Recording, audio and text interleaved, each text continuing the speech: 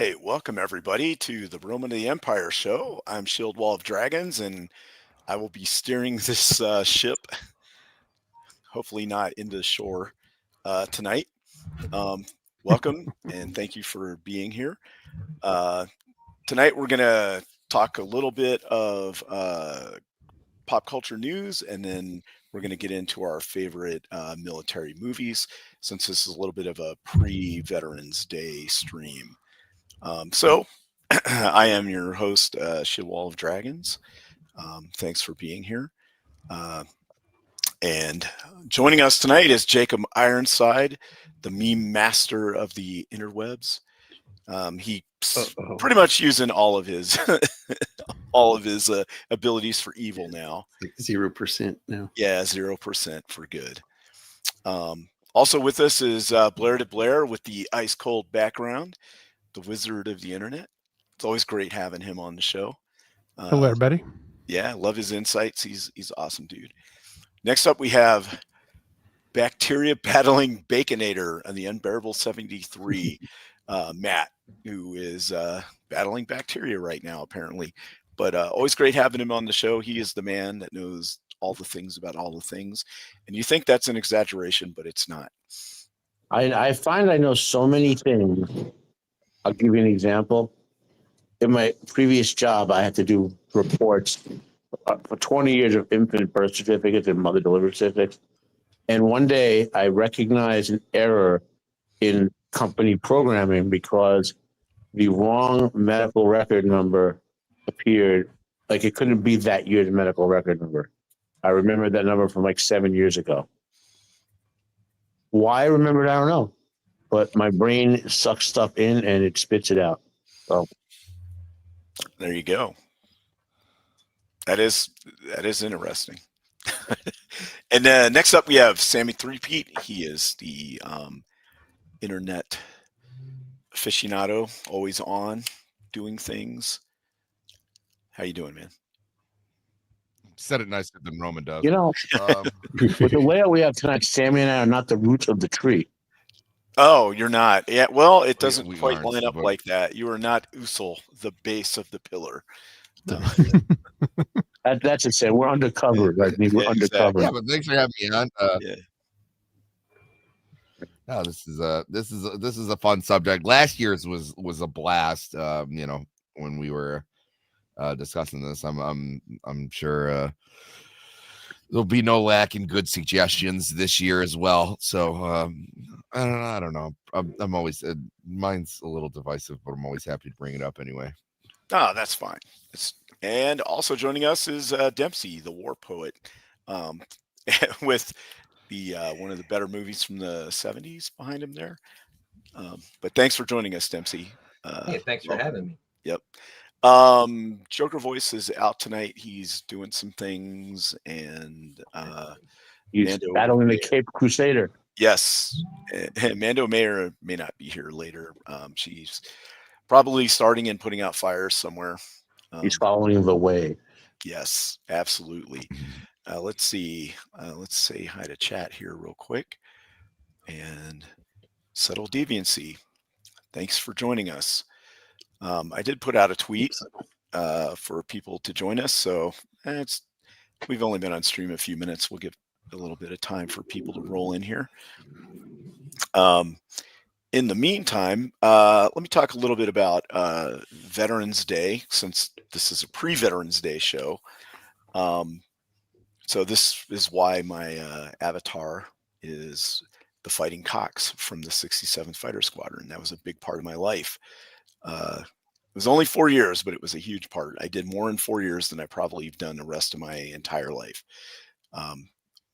Which is, went to war, did all that stuff. So it's pretty cool. Great adventure. Thank you for that, by the way. Oh, yeah, no problem. Thank you, sir. And Blair, he was in the Navy. Got to have that. Yep. Awesome.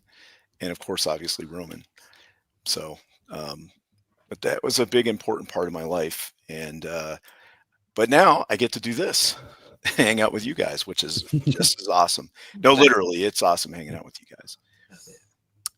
So, that I hear. heavenly shades of memes are falling. It's in time. You bastard! That was such a smooth transition. What he's I a love it. smooth operator. You got everybody. Yeah. Love it. Just like, what's that I hear? I was just like, It's like, what? my mic. Oh. Ah, yes. This is the most real picture I've ever seen. This is totally. It's such a good movie too. Hell yeah. It is. It's one of my favorites. Love that It guy. is such a good Yeah, movie. it's kind of funny. I just like the really old man at the beginning. I call them the green boys because when they stand in front of a bush, I can't see them. The movie is the movie's more funny to me, at least, if you've actually been through basic training, been in the military, and I mean, you can imagine what it would be like, but having gone through stuff like that. But my favorite part is when the kid's scared of the monster in the closet. Yeah. And If he he's still in shoots, there. he shoots into the closet. He's like, Yeah. if he's still in there, he ain't happy. Love it. Yeah. It's like Love major that. pain. Or when he's having like the flash or like the perfect like dream, like where it's him and the Oh, and the family, girl with the yeah, one- and then Yeah. the Viet Cong Yeah. attack him. Viet Cong Yeah. comes out of nowhere. It was such a good, yeah, that was a Or great the movie. when he tells you I'm the story of the gonna little clip engine that could. Yeah, Yeah. Yeah. Chugga, chugga, chugga. Your legs aren't there. or the one that we used actually all the time when we were doing like physical fitness tests and stuff, and people were doing push-ups and be like, one tubby. Right. When Yeah. I was struggling. It was always a good time. Always a good time. And Bam Bam Bigelow was in that. Yeah. Yep. He was the biker they hired to beat him up or whatever. Yeah. Yeah. Yeah, Bam Bam, a great wrestler. He died almost 20 years ago, I think now. Oh, look who's here. Mando. Welcome, man. Hello. Why did I come in when right after somebody said one tubby? I don't like the timing on that. No, we were No. talking about Bam Bam Bigelow after that. That's right. Okay, Yeah. okay.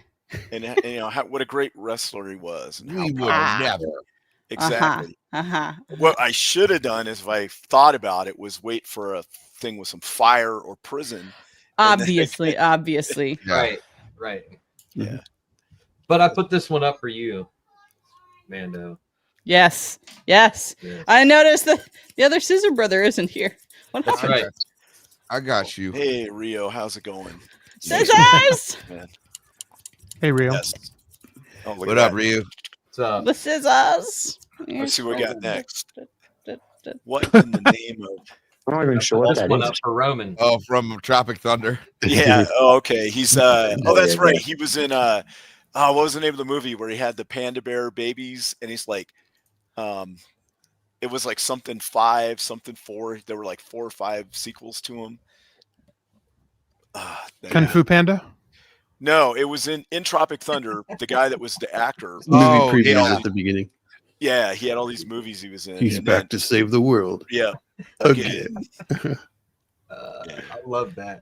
Is that Dempsey with the Yeah. Yeah, that's Oh the yeah. guy. Mm-hmm. He allegedly killed a bandit. Allegedly. Allegedly. It's a That's flaming amazing. dragon. Ah, As long man. as they ate the panda, it's okay. Yeah. Insert Benton Jack. Yeah. Oh man, that movie. You couldn't make that movie these days. No, it is so No, great. no. And it really wasn't that long ago, too. How No. far we've fallen. Oh, hey, what's up, Frank? Frank Yagley, how's it And going? Ben Stiller said he Frank. was down to make another one and was like, "Don't touch it, leave it alone." Just Yeah, well, yeah, exactly. I don't know unless he makes a simple Jack movie. yeah, wonder- but like unless you're willing to go there, like don't give me some half-assed. It was like you're gonna have to go full retard. Hey, what's up, Nas? That's right. Glad to see you. Well, nice. What's up, my I don't know how Robert Downey Jr. got out of that movie without being canceled. Because you know But she what? was canceled Just black- twice before.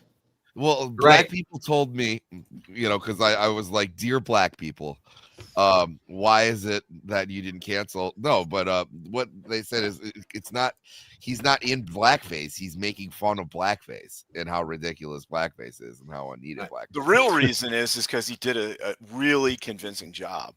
Yeah. of doing it, right? But you know who the all-star MVP of that entire movie is? Tom Cruise. Tom Cruise. Yeah, Why? absolutely. I know people that didn't know that it was Tom Cruise. Yeah. Yep, that's how you know you're good. And I didn't figure it out till halfway through the movie. I was like, man, this guy looks familiar. And I was like, holy shit, that's Tom Cruise. This is his best role ever. How he didn't win an Oscar for that? Yeah, I gotta say though, people give Tom Cruise shit. The guy is a really good actor and puts He is. entertaining movies out. Like He even does. his Yeah. worst movies are entertaining, you know. Right. Yeah, the mummy. Mummy. And that's the thing, like, just because he as a person is a little cockadoo, like he is a great actor. You can watch The Mummy with Tom Cruise because that chick is so hot.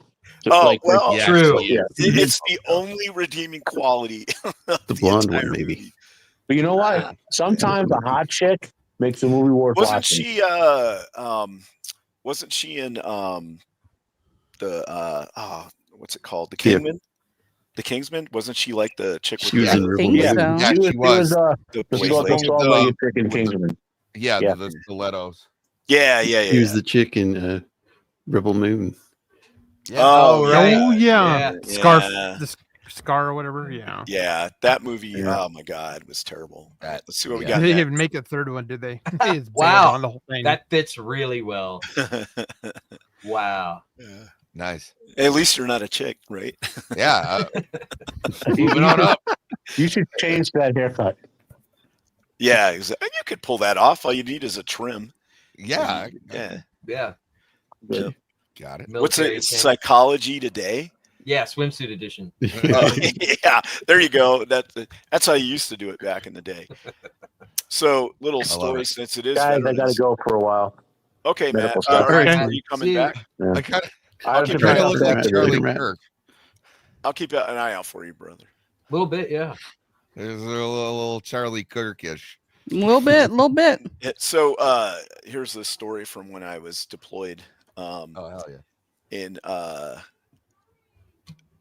so I'm trying to remember where I went. Okay, so I was in Turkey, and this was about 94, I think. But they had a magazine that had been there since the first Gulf War. So it was only a couple of years, but it had no cover. It was a Playboy. It had no cover, and it sat in like this common area in the area of tents we lived. And I was like, "What's this?" And they were like, "Hey, that's like an artifact.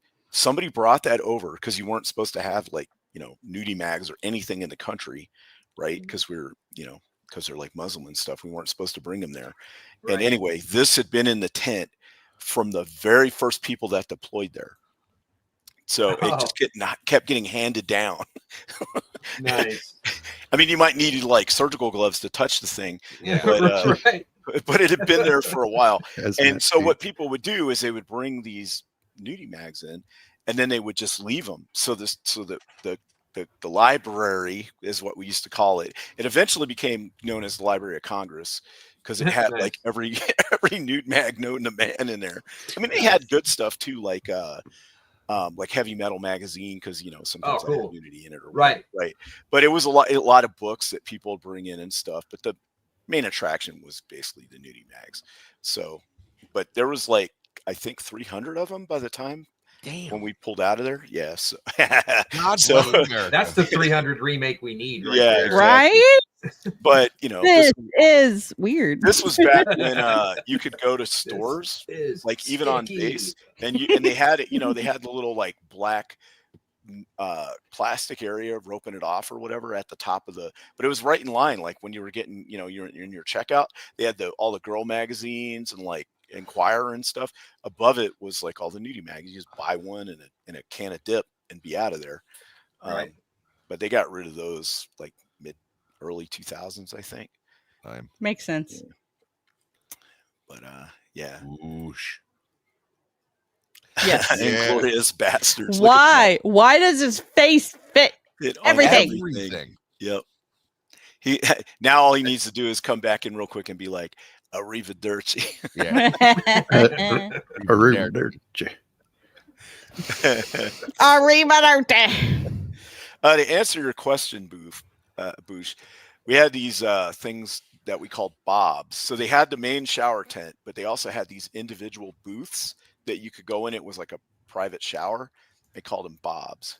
I think you can figure out why. The last part is booth. The first part starts with a B and ends with an off. And then is the booth. So that's what yeah. The one that glows without a black light. Well, it had the shower. It was really small. It was like think of like standing in a porta potty and taking a shower, but it was not a porta potty, and it was better than that. Right. Right. But another story is people went downtown and they ate some local food, and when they came back, they were sick. And you know how porta potties, some of them have like a urinal thing on the side where you sit. Yeah, they were sitting in there on the toilet. It was coming out one end, and they were puking into the urinal. Oh yeah. At the same time. Yeah, they had to go to the hospital and get like liquids put in them and stuff. Yeah. So, yes, Roman, that is gold. This is you. Arrivederci. Yeah. Goralami. Everything. His face, just everything. I'm saucy back in San Antone. Grab apple in here, y'all. All three of those are good. What do you mean, you people? What do you mean, you people? Yeah, Roman's meds did run out. He's got to go. He's got to go get reinvigorated in that coffin from for Stargate. The rejuvenator. The rejuvenator. Yeah, actually what he's doing is he's got some band stuff he's got to take care of. Make sure you fill Mando in on the new rules. Oh yeah, I forgot. We already told Sammy. Yeah. Because Meldani he's basically the mayor of the country now. Sammy and Mando, you must wear a hijab next time you come on. Oh, I'm going straight up Oh, let's see. Let's see. Or burqa, whichever one you want. There we go. There you go. I'm wearing the towel. Yeah. Isn't it supposed to cover your face? He had some old bed sheets that I didn't know what to do with. I mean, like it's supposed to cover just everything. Like there are some that you only have like slits for eyes, eyeballs. and then there are some that like you can see your face. So I mean, so would a ninja costume count? yes, it Yes, would. definitely. Yep. It would most certainly count. I think there's different names for them, like the burqa and the najib and all that sort of stuff. The hijab is just the hair covering, and the burqa is like the whole full body thing. So I'm gonna wear my Darth Vader helmet. If you wore a pointy-hatted white hijab, you know. I mean, you know. I mean, this counts. My head is covered. Yeah, just find the Asian symbol for temple. You're just putting a southern spin on it. Right? Yeah. You'll have to remind me to eventually take this off because This I'm scene just right gonna leave it on now. in the movie where it was like talking about Crocodile Dundee and for 400 years. For 400 Skip this years. Man, that is so good. Yes. Everything. And this is look at Roman, and he's like, I guess I picked the wrong week to stop sniffing glue. That's right. That's like another movies about thing. gladiators. That's another thing. All of that stuff, I used to say that all the time when I was active duty. People come in my office and be like, hey, we got this task, or We lost somebody. Blair. okay. Later. All right. But but yeah, I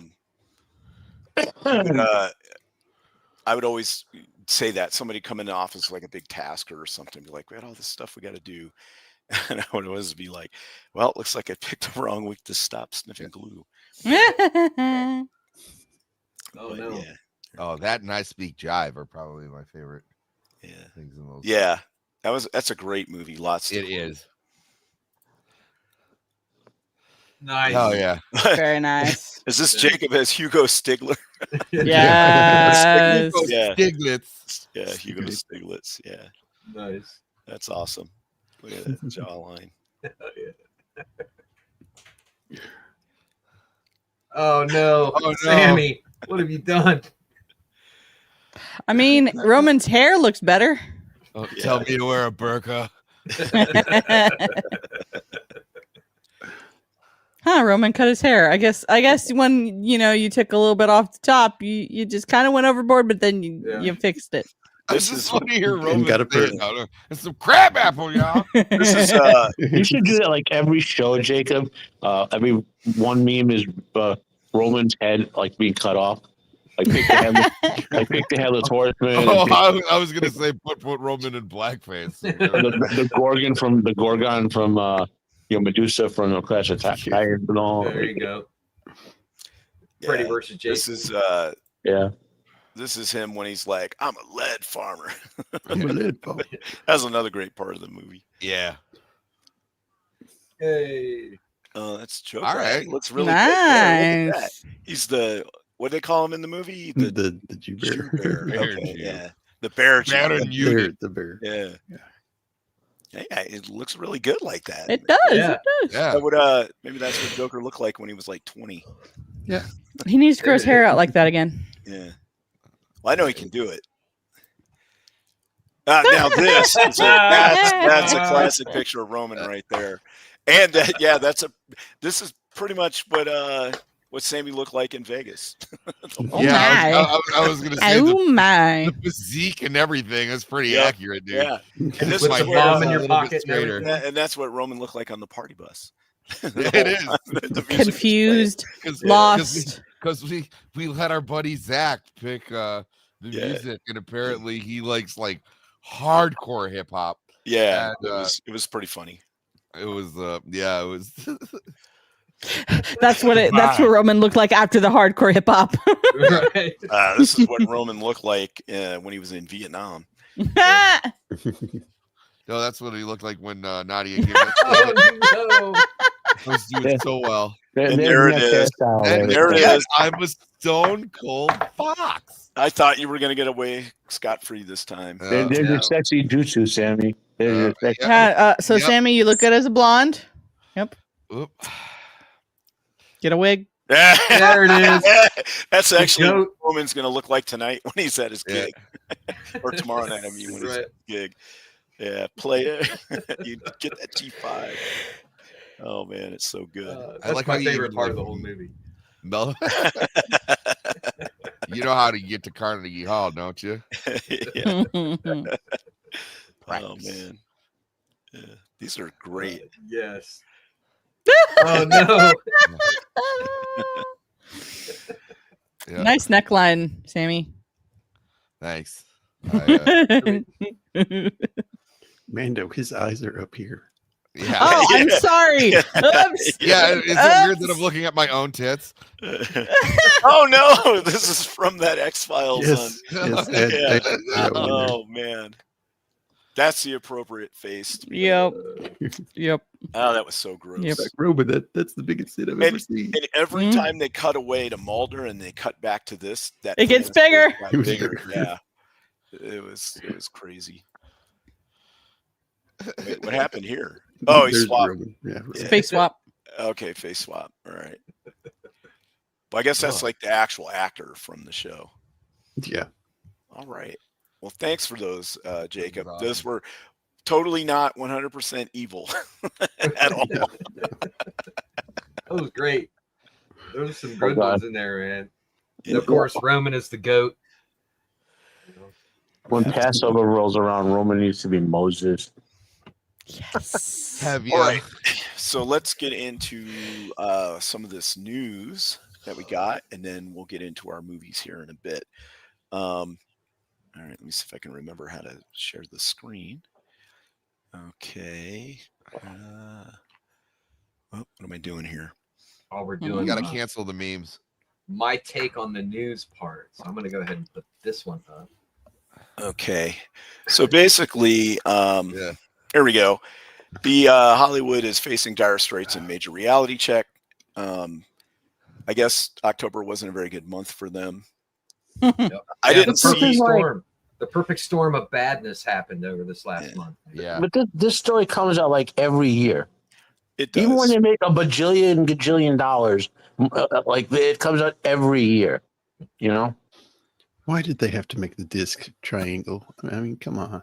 I don't know. I heard the movie. I've heard some people say the movie was okay. They like the soundtrack. I've heard other people say it was hot garbage. What movie? Tron. Tron. It was horrible. Tron needed no sequel. It didn't. Agreed. Yeah. Then they made a sequel which was okay, and then they made a sequel which was bad.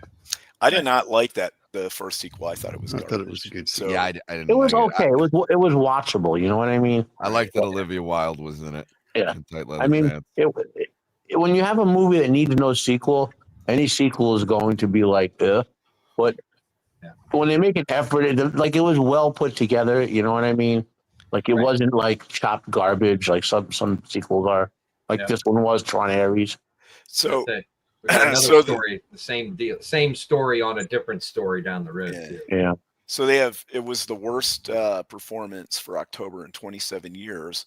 And according to Hollywood Reporter, domestic revenue for the month is expected to land around 245 million, the lowest since 1997. And I don't know if that's like adjusted for inflation, because if it's not, then, and they made 245 million back in 97, and that's all they made now. That's terrible. Yeah. But I mean, what's the other guy in the picture? Is that it's this guy? no, the top at the top? The Rock. That's the Rock. He's in he was in like some kind of MMA. What is it? The movie or hitting Yeah. machine? He was in, Yeah, the hitting the true machine. story of right. what was his name? He looks like I am Sam. And That's supposedly a decent movie. it It's just is, not, but yeah. the truth is that not a lot of people are going to go see it because it's about that guy, and not Yeah. everyone's into that, you know. But sometimes those biopic movies can be really good. Yeah. It's not going to make bank at the. The thing is, those aren't like big draws anymore. Like No.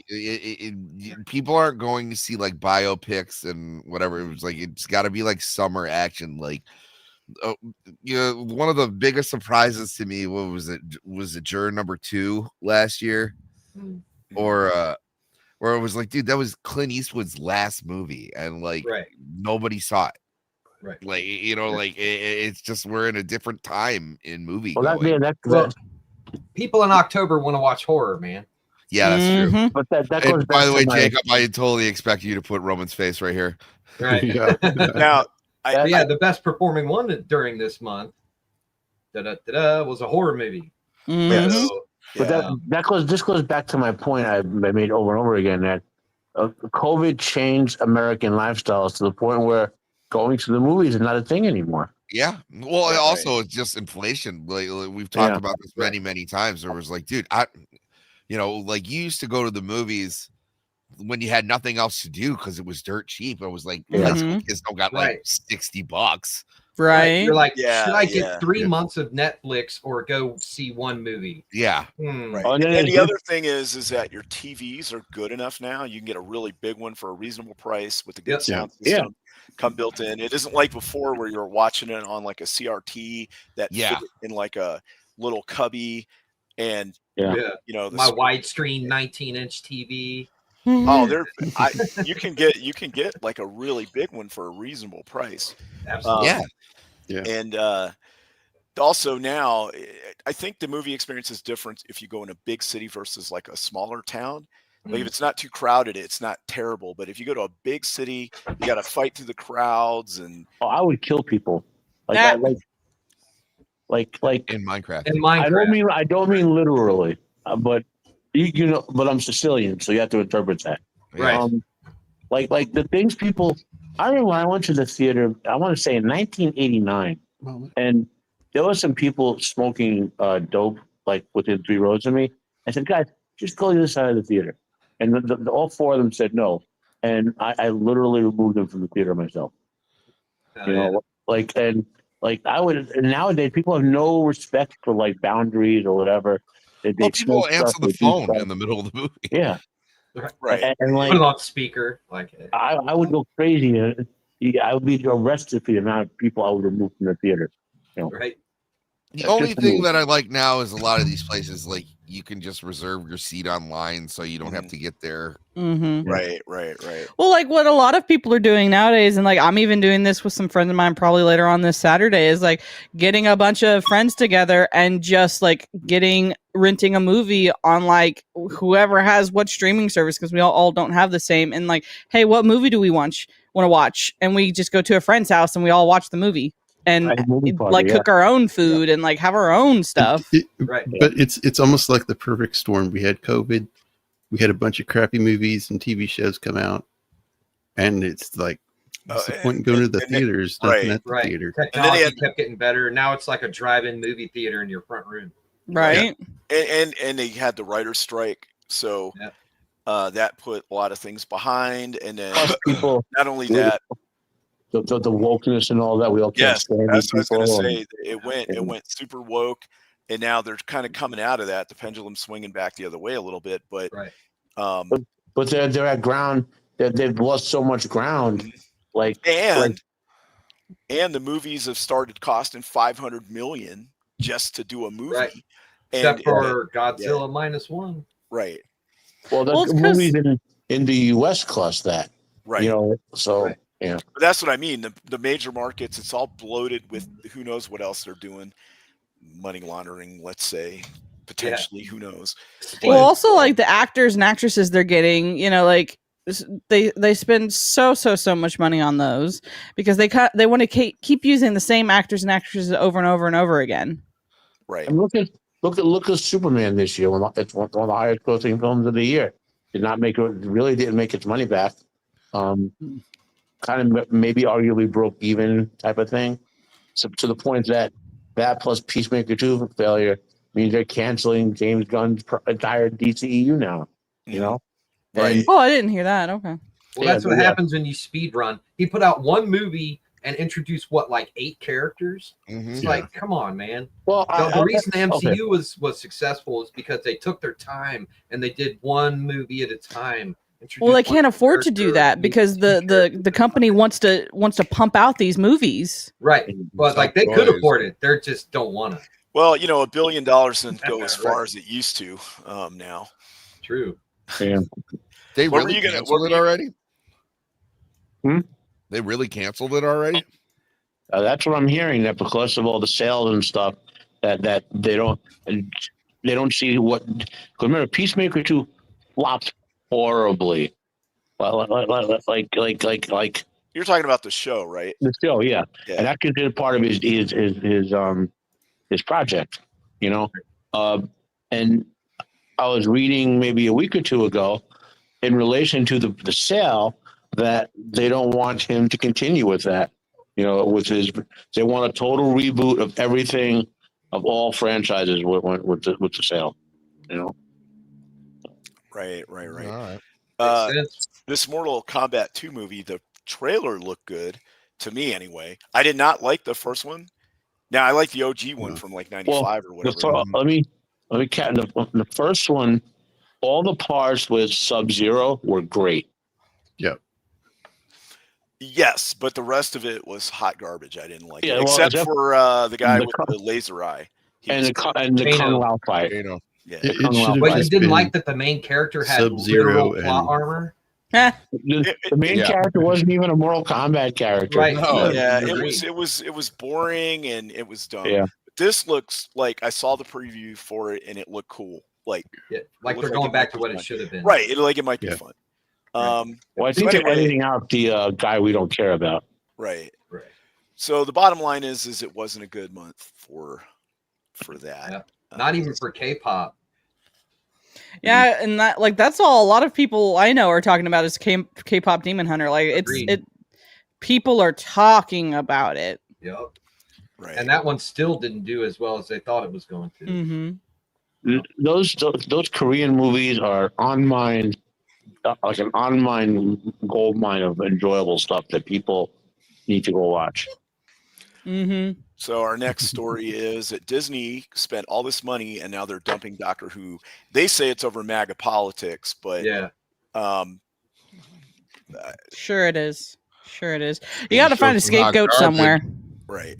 It's just a smokescreen. The ratings were abysmal. Even the people that they made it for weren't watching it. So, well, that's the thing. Like the thing that we had been warning for years and years and years.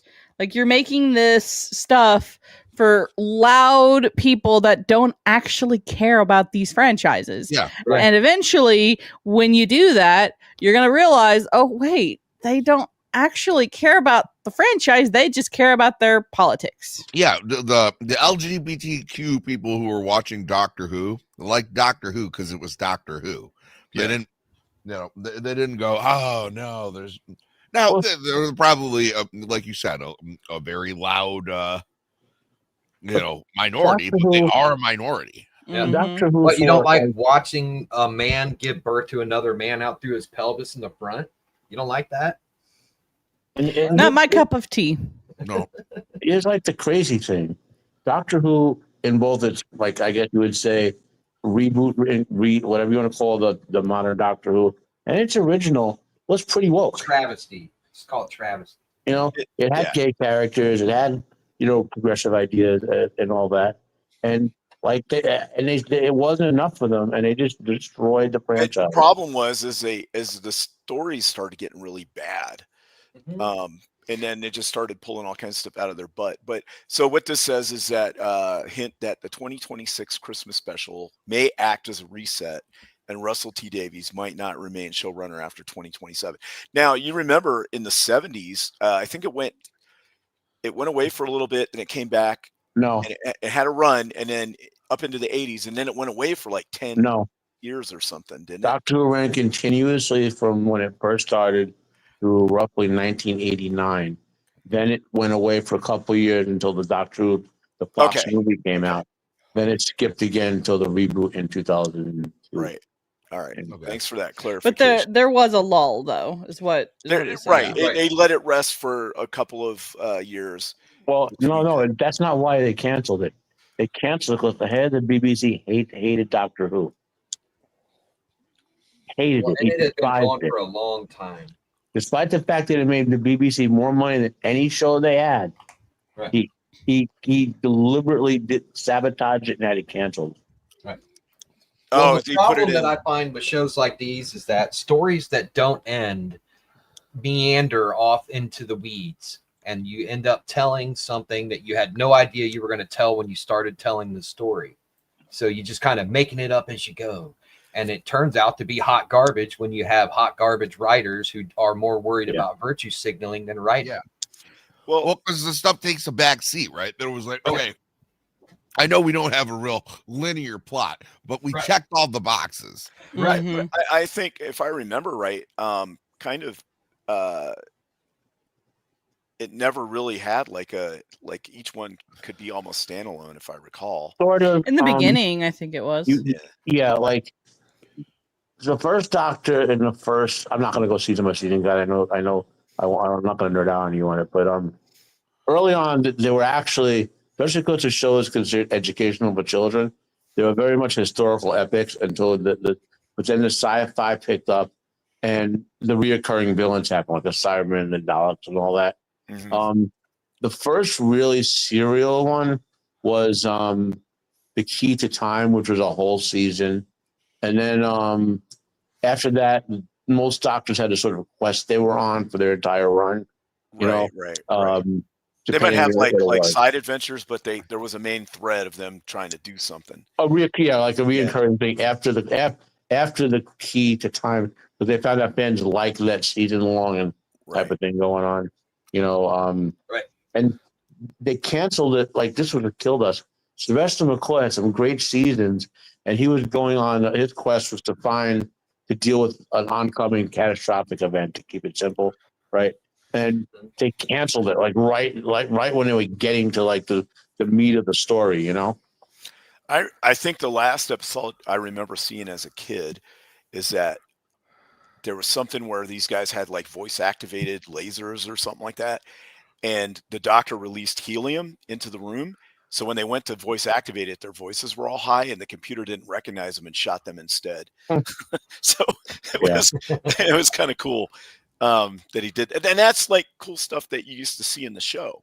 Or I remember one where They were outside at a old military base, but in the story, he's like looking at the leaf and he's like, "Look, all of this is synthetic." So they were basically pretending that the whole planet they were on was fake and made of plastic, but they just shot it using real trees and everything. Yeah. And then, but they made the story work by saying that. It was genius, you know. Well, it was all great acting and writing and imagination. Because Lord knows, the first, I want to say 15 seasons especially, like they call dogs pepper pots for a reason. You know what I mean? Like the villains were like in cheap costumes and you know. And one of my favorite episodes, what was it called? You wouldn't believe the villain looked kind of stupid, but they made it work with the way the characters acted and stuff. You know, yeah. So yeah, it was a great show that went off the rails recently, and who knows if they're ever going to bring it driven back. off the rails.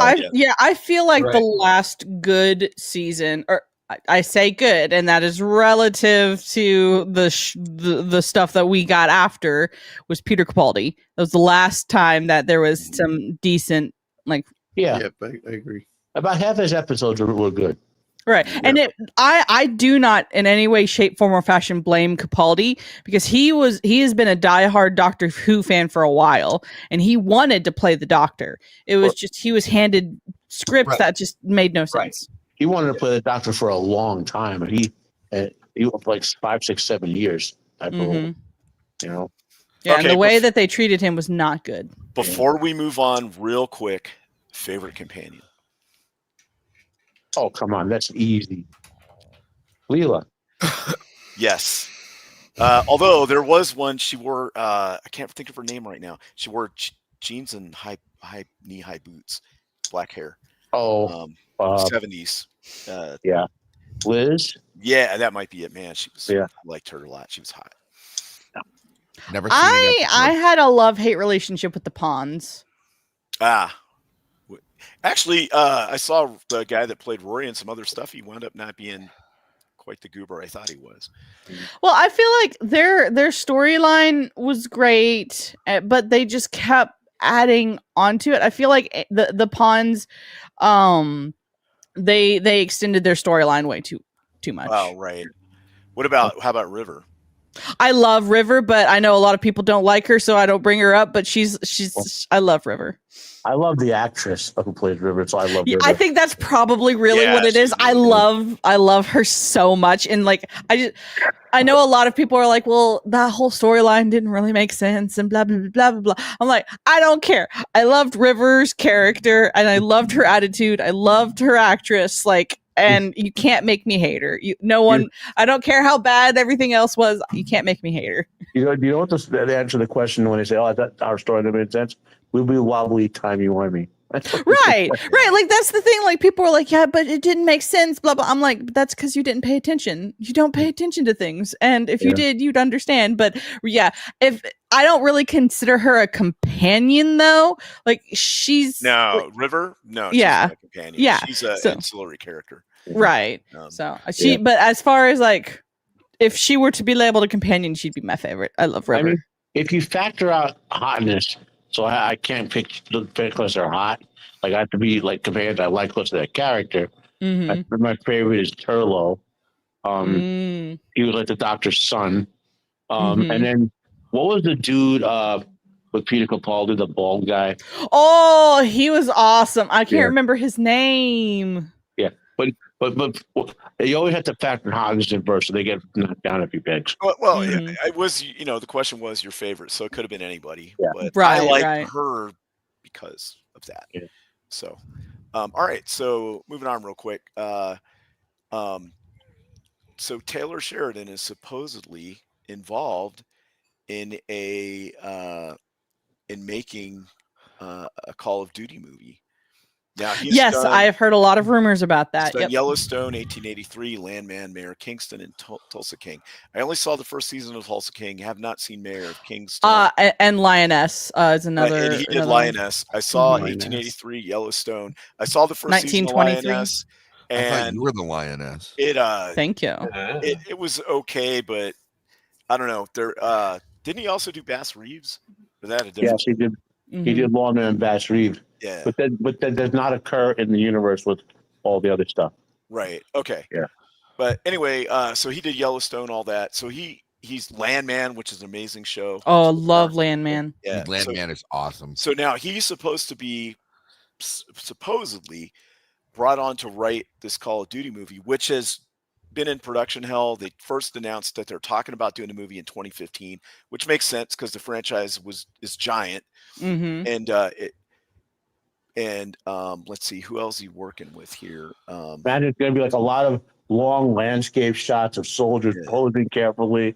You know, Mm-hmm. a lot of gritty stories of the way things used to be as a soldier. You know.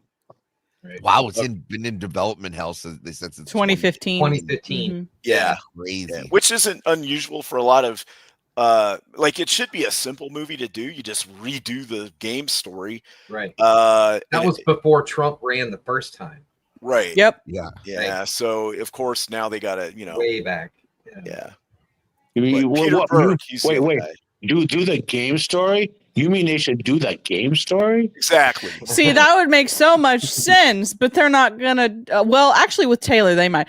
But it makes too much sense. That's the problem. If it makes too much sense, they're not gonna do it because that's the obvious money winner. You don't want him to meet a female character and just go into her story and what she's about. Right. Yeah, well, the first couple of games didn't have that. They had really good, memorable stories. All I care about is Ghost and Soap's bromance. Yep, and where they the one that's to me that's memorable is where you got to infiltrate Pripyat and then extract by the Ferris wheel. Mm-hmm. You gotta go into the nuclear silo and you blow the wall to the control room to get in. Which is genius, by the way. And then you have to stop the nukes from launching and all that. So, but there's so many different missions and stories they could do with the characters. It shouldn't be that hard to do, honestly. But then again, it's somehow impossible to make it a good alien show. Right. So, like there's a whole bunch of it shouldn't be impossible to screw up shows that were terrible. Yeah. Right. I think as far as like the decision to have Taylor Sheridan on the writing team, fantastic. I think he's very gritty, very much not politically correct when it comes to a lot of his writing. A lot of people don't like that about him. Yes, he is a narcissist, but I don't really care. I like most of the things that he's done. I think that he's a good pick for this. I really like the Lioness series. So if he can, like I said before, in the old days, you didn't know who the actor. I mean, you didn't know who the director or writer was. You didn't know anything about him. Mm-hmm. You know what I mean? You just, hey, this guy made him a good movie, and that was about. Taylor Sheridan wrote Sicario. Yes. So exactly. I mean, that should tell you what he's capable of. You know? Oh yeah, and there are so many people. I have a lot of left-leaning friends IRL and stuff, and they're like, oh, I don't like him and I don't like Yellowstone because of I don't like some of the way that's one of them was like, I don't like how the female characters portrayed. I'm like, you talking about the best the best female character that I've seen who is able to stand on her own 2 feet without being a Mary Sue? What? Yeah. No one will ever get me to hate Beth. So our next story, Beth is amazing. Love Beth. Oh, our next story is so the sequel to Godzilla -1 came out in a real short trailer, and it was just like a little symbol, and then showed some stuff. But here it is, right here. I'm not going to play it, but Godzilla it's Zero. It's Godzilla 0, basically. So it'll eventually be called God Zero. -1 was because -0, right? -1 was because Japan had been set back because of the war and all that, so it was in ruins. Godzilla 0 is supposed to be now. It's not just going to be a bunch of fishing fleet boats and scientists and stuff. It's going to be actually like the government. It will be strong. What's up, Ego? So, hi, buddy. Here we go. Yeah, here we go. Yeah. Yeah, but see, this one actually has potential.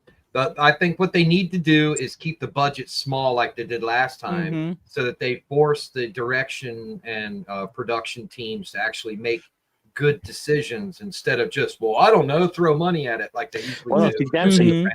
What they need to do for this film is make Godzilla a giant trans purple-haired nose ring. So it's for the modern audiences, you know. Nice. Yeah, like instead of like that, you know, like the Godzilla theme here, like "Let's go, girls." What really needs to happen is there needs to be zero American corporate involvement in it whatsoever, other than money. Just be like, here's the money, you make it. I don't want it. Nobody should have any kind of input or anything, because that's how it's going to get screwed. Yeah, just like, everyone turn around. Don't even look at it. Well, maybe a little bit, because you got to always go back to that George Lucas thing where if his wife had said something to him, he would have ruined all the movies. Yeah, but I mean, we don't need any American. We don't need any. They made a perfectly fine Godzilla -1 without any American input. That's what I'm saying. Because then what you start getting is activists and wokies. Oh, I don't mean from the American corporate. No. I mean, like, that's what I'm talking about. Give them somebody to be like, no, that's dumb. Don't do that. Well, they already have kind that of thing, right? That's already. That's what I mean. Just that little bit. Just that little tiny bit. I mean, well, the director is the same director as the first one, and he knows what he's doing from previous films. So, and the only thing that now this is supposed to be a direct sequel, takes place a few years later, from what I've heard rumor. The only thing to me that would have made the movie better, the way the first one ended, is if that guy would have like kamikazed into him. That's what I always thought. I was like, fulfilled his mission. So you're ready to be a suicide bomber. But you know what I mean? Like, I disagree with you on that, but I don't want to debate the whole film. You know, right. I just think that would have. The girl should have stayed dead. Scroll down a little bit. To the picture. Okay, so you see a picture of Godzilla there, right? Yeah. He's back to his original size, around 50 meters tall. To give you a scale of how big modern Godzillas are, Legendary can punch him like a football. And you're talking about Fat Godzilla? No. I'm saying pure size. Legendary Godzilla could punch him like a football in terms of size difference, and Shin Godzilla could like use him like he's almost big enough to swallow him whole. Yeah, like a toothpick. Right. Yeah. Shin Godzilla shouldn't be able to breathe. Well, this is if you're thinking about it logically. Well, the reason they make Godzilla bigger is because they made the buildings bigger. If Godzilla was up 50 meters tall and modern, say he wouldn't look.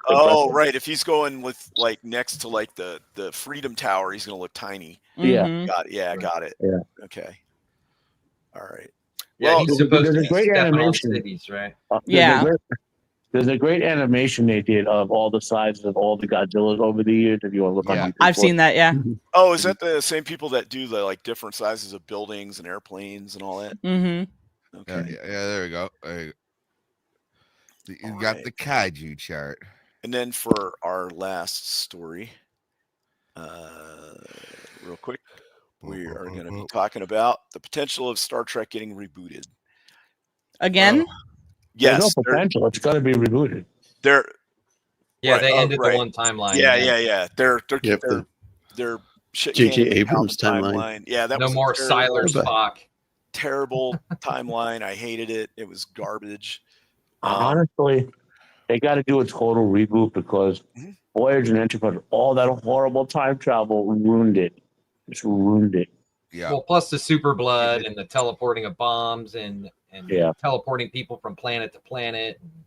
And there's a whole bunch of reasons why. I think it's so far from original Star Trek that if you went back to the storylines of original Star Trek, it wouldn't matter.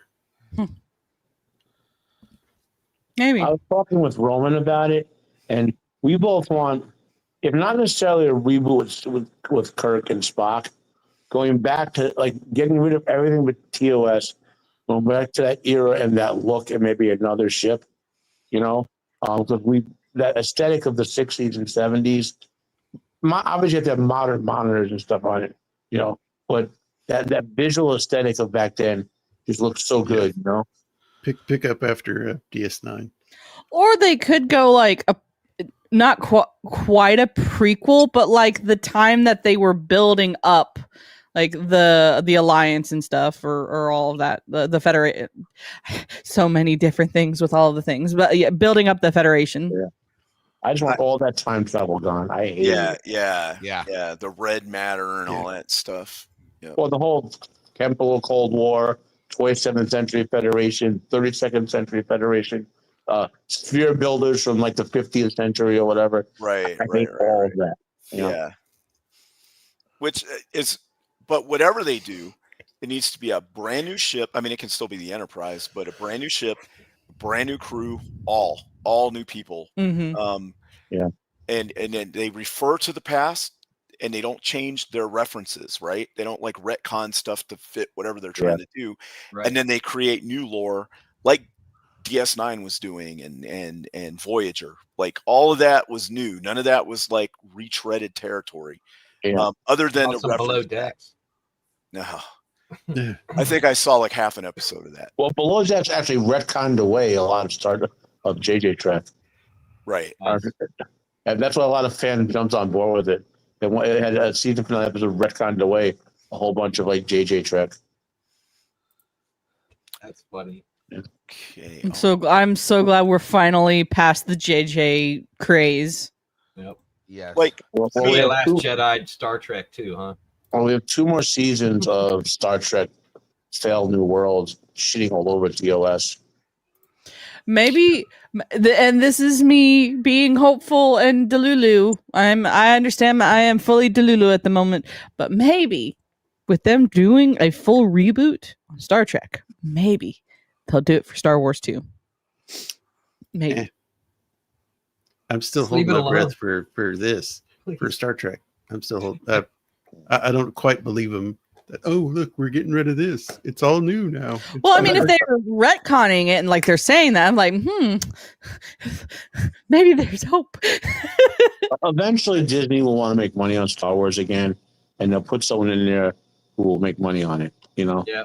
get rid of Kathleen Turner and all. Right. And how you do it with Star Trek is you just put out the new show and you pretend like the Calvin Other and stuff stuff never didn't even exist. You don't even talk about it. You just put out the movie Mhm. and or the TV show and go from there. And if it's good, they will come. Yep. So, That's the thing. Like these big companies, they're so afraid because they've been losing money for so long now that they're like, if we make good, it doesn't matter because people won't watch it. I'm like, look at Godzilla. But so if you take the risk, Good right? Top Gun. If you're spending $500 million on a flop, why not spend $500 million on a crapshoot? You know what I mean? And if it's well written, then it will make money. Right. Or do like what Godzilla is doing, like lower the budget. If Yeah, you they got lower the 15 budget, million. only the people who want to be there are gonna be there. I've like, and then like you get rid of all of the extra fluff and all of the extra politics that doesn't need to be there, because if you're not paying $50 bajillion to this one actor who says I must have purple hair, you know, playing XYZ character, get rid of that person. Bring somebody who's like, I just want to act. Give me something. Right. Yeah, it's not that simple though, because like I know. especially in American productions, everything is so overtaxed and upcharged And unionized. Yeah. Right. Well, Where, one thing I think they but could do. I agree with you wholeheartedly, Mando. It's Yeah. just saying, I was like, Japan doesn't have that same bullshit, you know. The other thing is to get, I think, stop casting these big name actors and get some like either no names or some like less well known ones. Yeah. That'll cut a budget in half. Right. Yeah. And you give opportunities for new stars to be born, and if they're really good, then like look at what's her name? She was in Hunger Games and stuff. Jennifer Lawrence. Yeah, she really wasn't known when she started that franchise. Which is weird considering she was the first woman to ever be in an action film. I know. Exactly. I know, it blows my mind. Yeah. Her PR person, I'm glad. I think at some point in time she got rid of them because she was like, these people don't like me. Right. I need to change this. It's like, man, I picked a bad week to stop snipping glue. Glue, yeah, exactly. All right, so Because it's not always the actors and actresses. Let's be honest. Like they've got PR people. That's right. So well, what's the face who played Captain Marvel? Like, you don't. Yeah, Brie Larson. Somewhere she got someone who was like, "Shut up." Right. She Shut up. Put on the white tank like, top she isn't that bad. Right. Seems like she's gotten a lot cooler. They were like, hide your feet, put on some closed-toed shoes, and a really tight top. And you'll be good. We're gonna have you host for Jimmy Fallon. You're gonna be the guest host, and then do just some let the puppies out.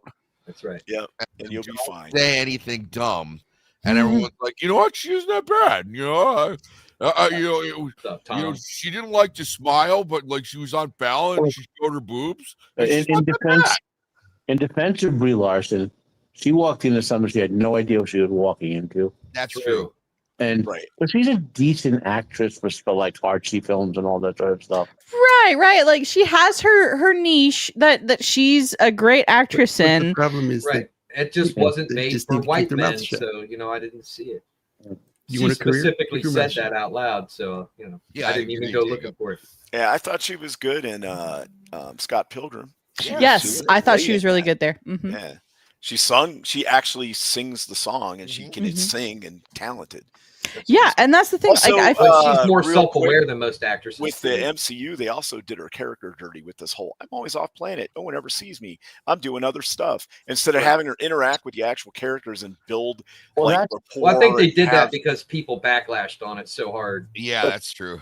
That's the history of that character. She's off being, the champion of the Kree and all that. Right. But, that's fine. Or they should have maybe showed at least her doing something with the Kree. Yeah, all they show is Thor going, "I like this one." And why? What did she do? She didn't like. And then we got Thanos puncher. Yeah, right. They rushed the whole 30-40% of that arc. They rushed it. She should have been in the movie more. You could have gotten to know her better as a character, but all you know is that she like stole some guy's motorcycle. And that was it because he was a misogynist, and that's like our own character development. Well, they ruined the character. They should have done her first, but they ruined it because of Sally I can't remember her name ever. Kelly Sue DuConnick, whoever. She ruined her in the comics, and they took that version of the character. Then when she ruined Camilla Khan, Marvel as well. Kelly two of the most unpopular Marvel characters ever. Let's make stuff about them. Two characters who've gotten so many reboots, it's ridiculous. Right. Another thing that did no service was like the whole, the Don't Smile thing, but also the soundtrack was just so on the nose. I'm just a girl. Yeah. You're just like, come on, guys. That's so corny. And then to top it all off, the scar for Nick Fury losing his eye is a freaking cat. It was a total character assassination of Nick Fury. Yeah, which is something that they're big on doing. It was like you can build women characters, you can build female characters up, and not belittle the male. I'm gonna get on my soapbox for 2 seconds. Do it, Mando. Boba. So, like I said, and hold on, rein it in for a second before I start yelling. I don't need to start yelling. Calm the fire. Like I said earlier about Taylor Sheridan, he writes very strong female characters, but it makes sense, and they aren't these women that just are like, I'm the best at everything. Like, it makes sense. Why are they like in the series Lioness? Like, these are highly trained military people. Like, they are, and yes, they're gonna beat up some Joe Blow off the street, but sometimes they get their ass beat, and it makes sense because they're not like these crazy overpowered plot armored people. Like, yes, they're going to survive by the skin of their teeth, but they've earned their place. Like, do some people complain that some of the female characters he writes are bitches? Sure, absolutely. But a lot of those female characters are Beth. Yes, Beth. Bitches. A lot. Seems accurate. I mean, well, a lot of them, like these females, are in actual male-dominated fields. Like one, like Beth works, like she's a closer. Like she works in business. Like she has to be ferocious and vicious, and she can't be nice. She's literally buying and selling people's companies. Like it's like she's bidding. She's set like and. It makes sense why these characters are mean, but that's not their only character trait. They're not just mean for the sake of being mean. They have a backstory, and like sometimes the backstory is like so bad. It's like, well, that makes sense why she hates everyone and everything because XYZ thing happened to her. But they're earned. They're not just these one Mary Sue people that like, I'm the bestest ever. I'm going to do everything correctly. No, some of the female characters, they mess up royally and they have to fix the problems. Like they're not just the best at everything. And that's why I love the way that Taylor Sheridan has been writing female characters because they are relatable. Are they the perfect Mary Sue? No. Are they assholes? Yes.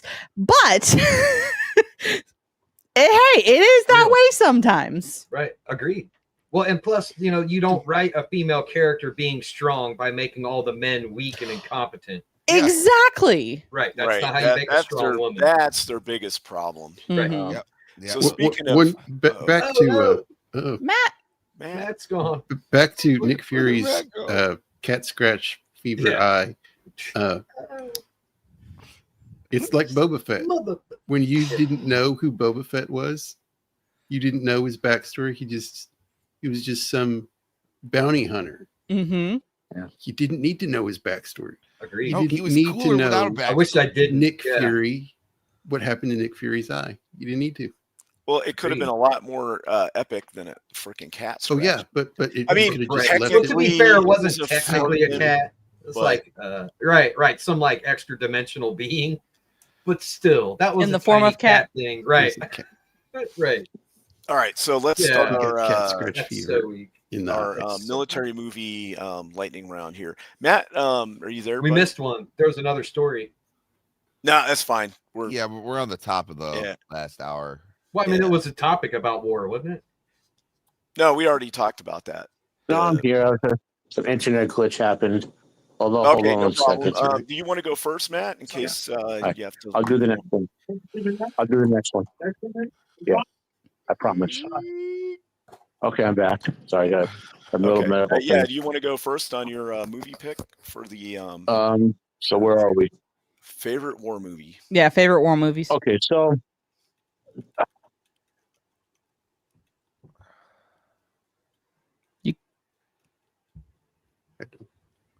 buddy. I think you cut out. Matt. I thought it might have been my end. I was thinking it was my end too. Matt, you cut out. I can't hear anything. Here he is. Matt. Oh, we got two Matts now. What's going on? Wow. Hey. Double Matt. If I drop again, I'm just gonna drop. The internet's going crazy here. Okay. I guess I got two movies, so I'll do one and leave the other as an honorable mention. You guys want an old one or a modern one? Which it's up to you, brother. Let's get an old one. Let's do the old one for the Okay, kids. so I'm gonna go all time. I'll go the old one. Old one, Yes, sir. Sergeant York. Sergeant York. All right. Yep. Yeah, I love me some Sergeant York. I love the Great War movies. There's not a lot of them. No, there's not. The photo. I watch this movie every year, although maybe this should be a little tough. It is so the movie kind of compresses things. Oh, Oh no, he dropped. I think it might have happened when I brought the thing up. Well, we'll see if he comes back. But this is a good movie. oh yeah. Sergeant York. It's about Alvin York from World War I, and he got the Medal of Honor for capturing a whole bunch of German prisoners by himself with him and two other guys. Here he is. All right, here we go. Boom. Why? Just when I'm about to talk, it's like, bah. I thought it was because I shifted the screen or something maybe, but who knows? No. Anyway, so the movie kind of compresses things and sort of speeds things up, and like it's simpler than like the movie makes it look like he got his achievements in one particular fell swoop. Okay. If you read the biography that was written and look into the history of it, it wasn't one short battle. It was a long series of battles that culminated in the movie achievement, so to speak. He is the most decorated soldier of World War One. I think at the time he was the most decorated soldier in U.S. history. I think Audie Murphy in World War II eventually surpasses him. One thing I love about this film is I love about the story of Sergeant York. He was a young man. As a young man, he was a drunkard, a wild man. He was out of control, and he found God and got his life in order, and then he gets drafted into this war, right?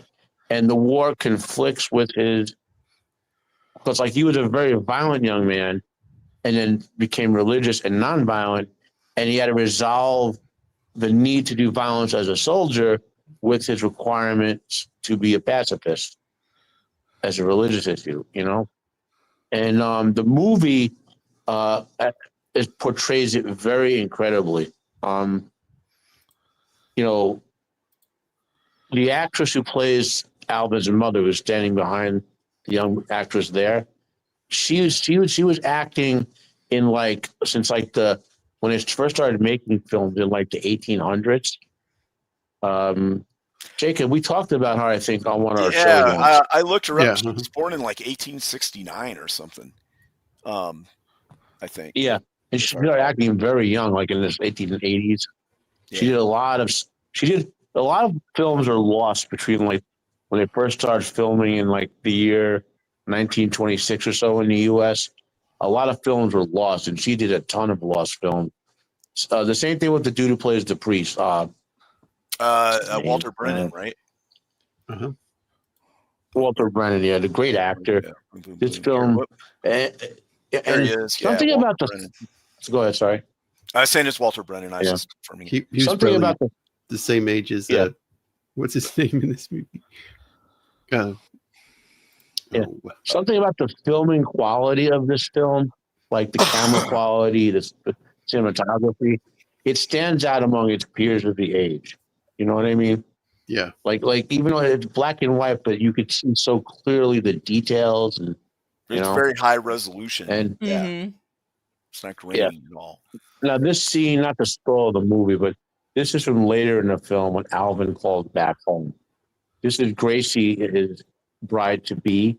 Yep, right here. This is him early in the film. If you go to the next still. Move one forward. Oh, I can see Jacob turning me into a girl right there. Yeah, I can hear you. Go forward more. This one, or right there. Yeah, go forward one more. All right, one more.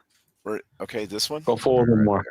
So this is early in the film when he's courting her, and he has not quite gotten past his wild, darker phase. You can kind of tell his clothing looks a little rough. He's just beginning to figure it out. You know what I mean? Mm-hmm. And he comes across her, and all the dudes are courting her because she's the hottest chick there is.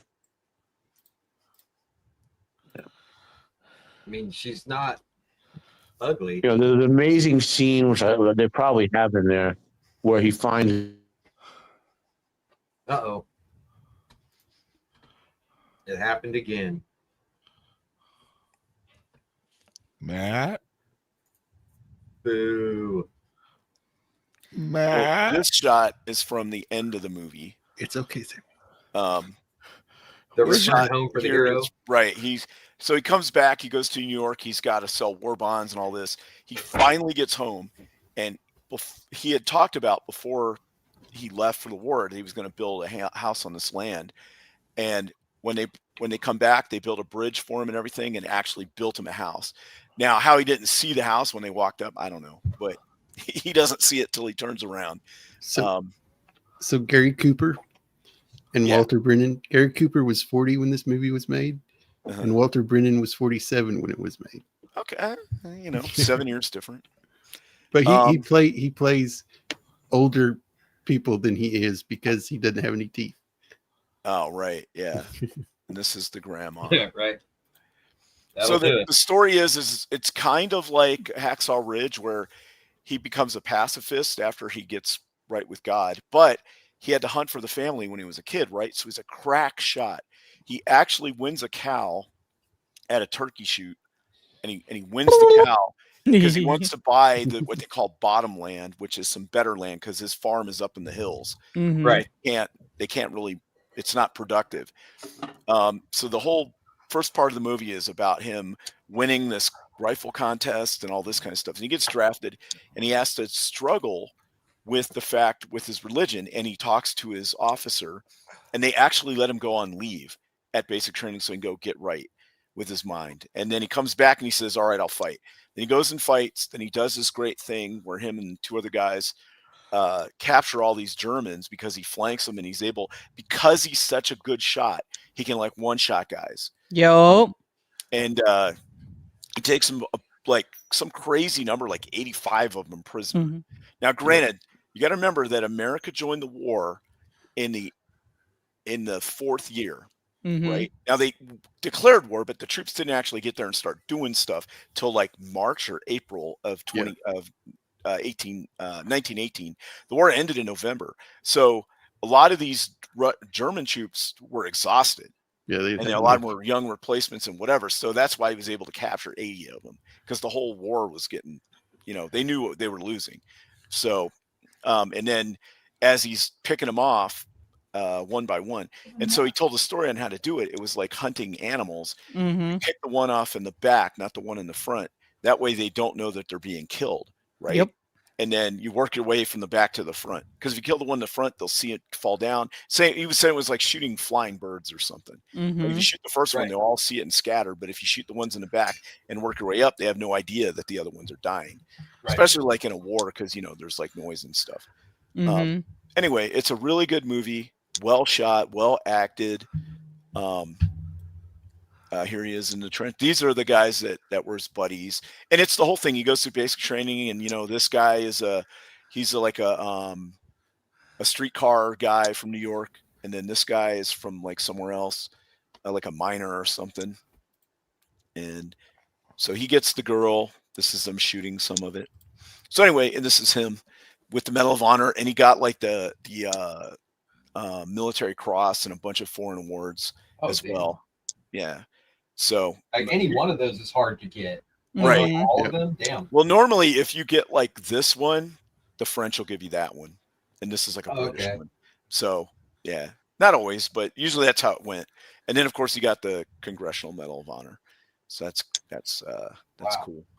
All right. That's a great pick. Thanks, Matt, Thank you, Matt, for picking that. All right, let's go to our next one. Let's see. Why don't you go, Mando? Oh, we're going to go back to, we're going to stay right where we are in the Great War and bring up Warhorse. Warhorse. Okay. Nice. Oh, all right. Yeah. Warhorse. Let's see, the 2011 one, right? Yes. Mm-hmm. All right. Let's see. Boom. Bring it up. Let's go to photos. It's got Tom Hiddleston, Patrick Kennedy, and Bender. That's going to be our whole Benedict Cumberbatch. Yeah, that's getting memed. Yeah. So wait, did I stop in the middle of it? Okay, no. All right. So I'm assuming it's a movie about a warhorse. So basically, the movie starts out very similar to Sergeant York. In the this farm boy goes and gets a horse. He was supposed to get a particular horse. He didn't. He got like a very expensive, quote unquote, like a thoroughbred, I think is what it was, like a racing horse. And his family's like, we don't need that. We need a farm horse. Right. It's supposed to be a draft horse. Right? Yes. But he falls in love with this horse and he's like, I'm getting this horse. And so what his dad does is he sells the horse to the cavalry towards the outbreak, towards the beginning of the war. And so this kid just distraught, he's, makes a vow, like, I'm going to find my horse. And it's just this movie of what throughout the war, where the horse is, and kind of like it's really about the horse's journey through the war. And every time like he's traded or moved to a different unit or whatnot, like just the unit falls in love with him. They all love this horse.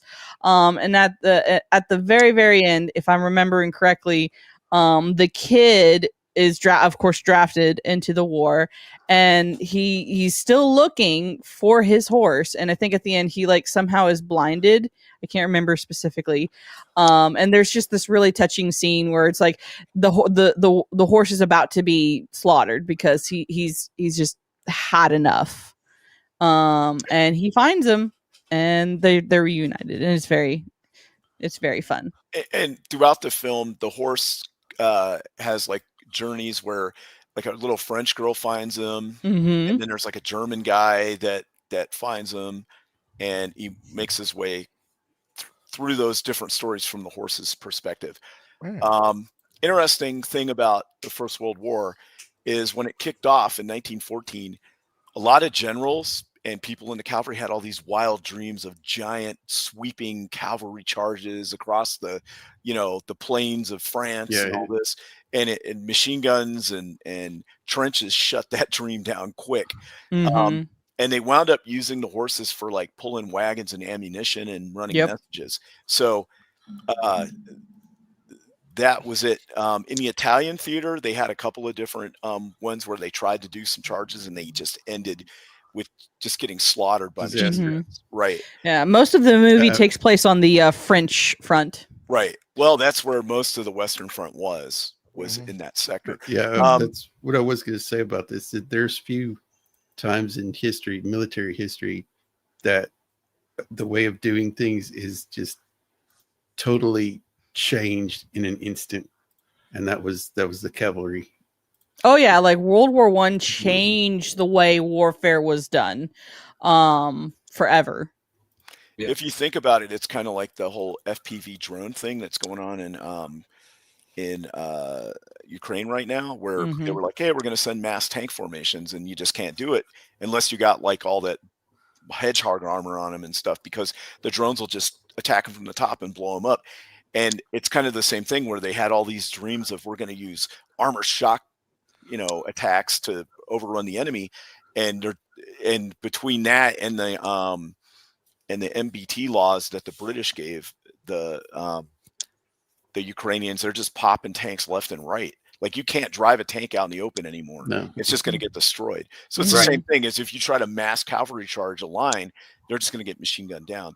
And I do remember in this movie, why we don't have mechs. The way it shows it, you see the cavalry charging at him, and then it just shows the machine gun.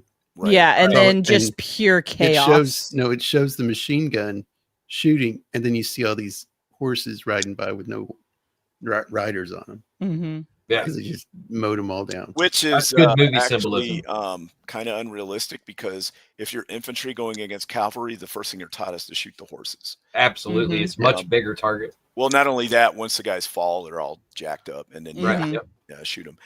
The other thing is I think at the end of the movie it says like Britain went through 500,000 horses. Yes, during the war. That's just Britain alone.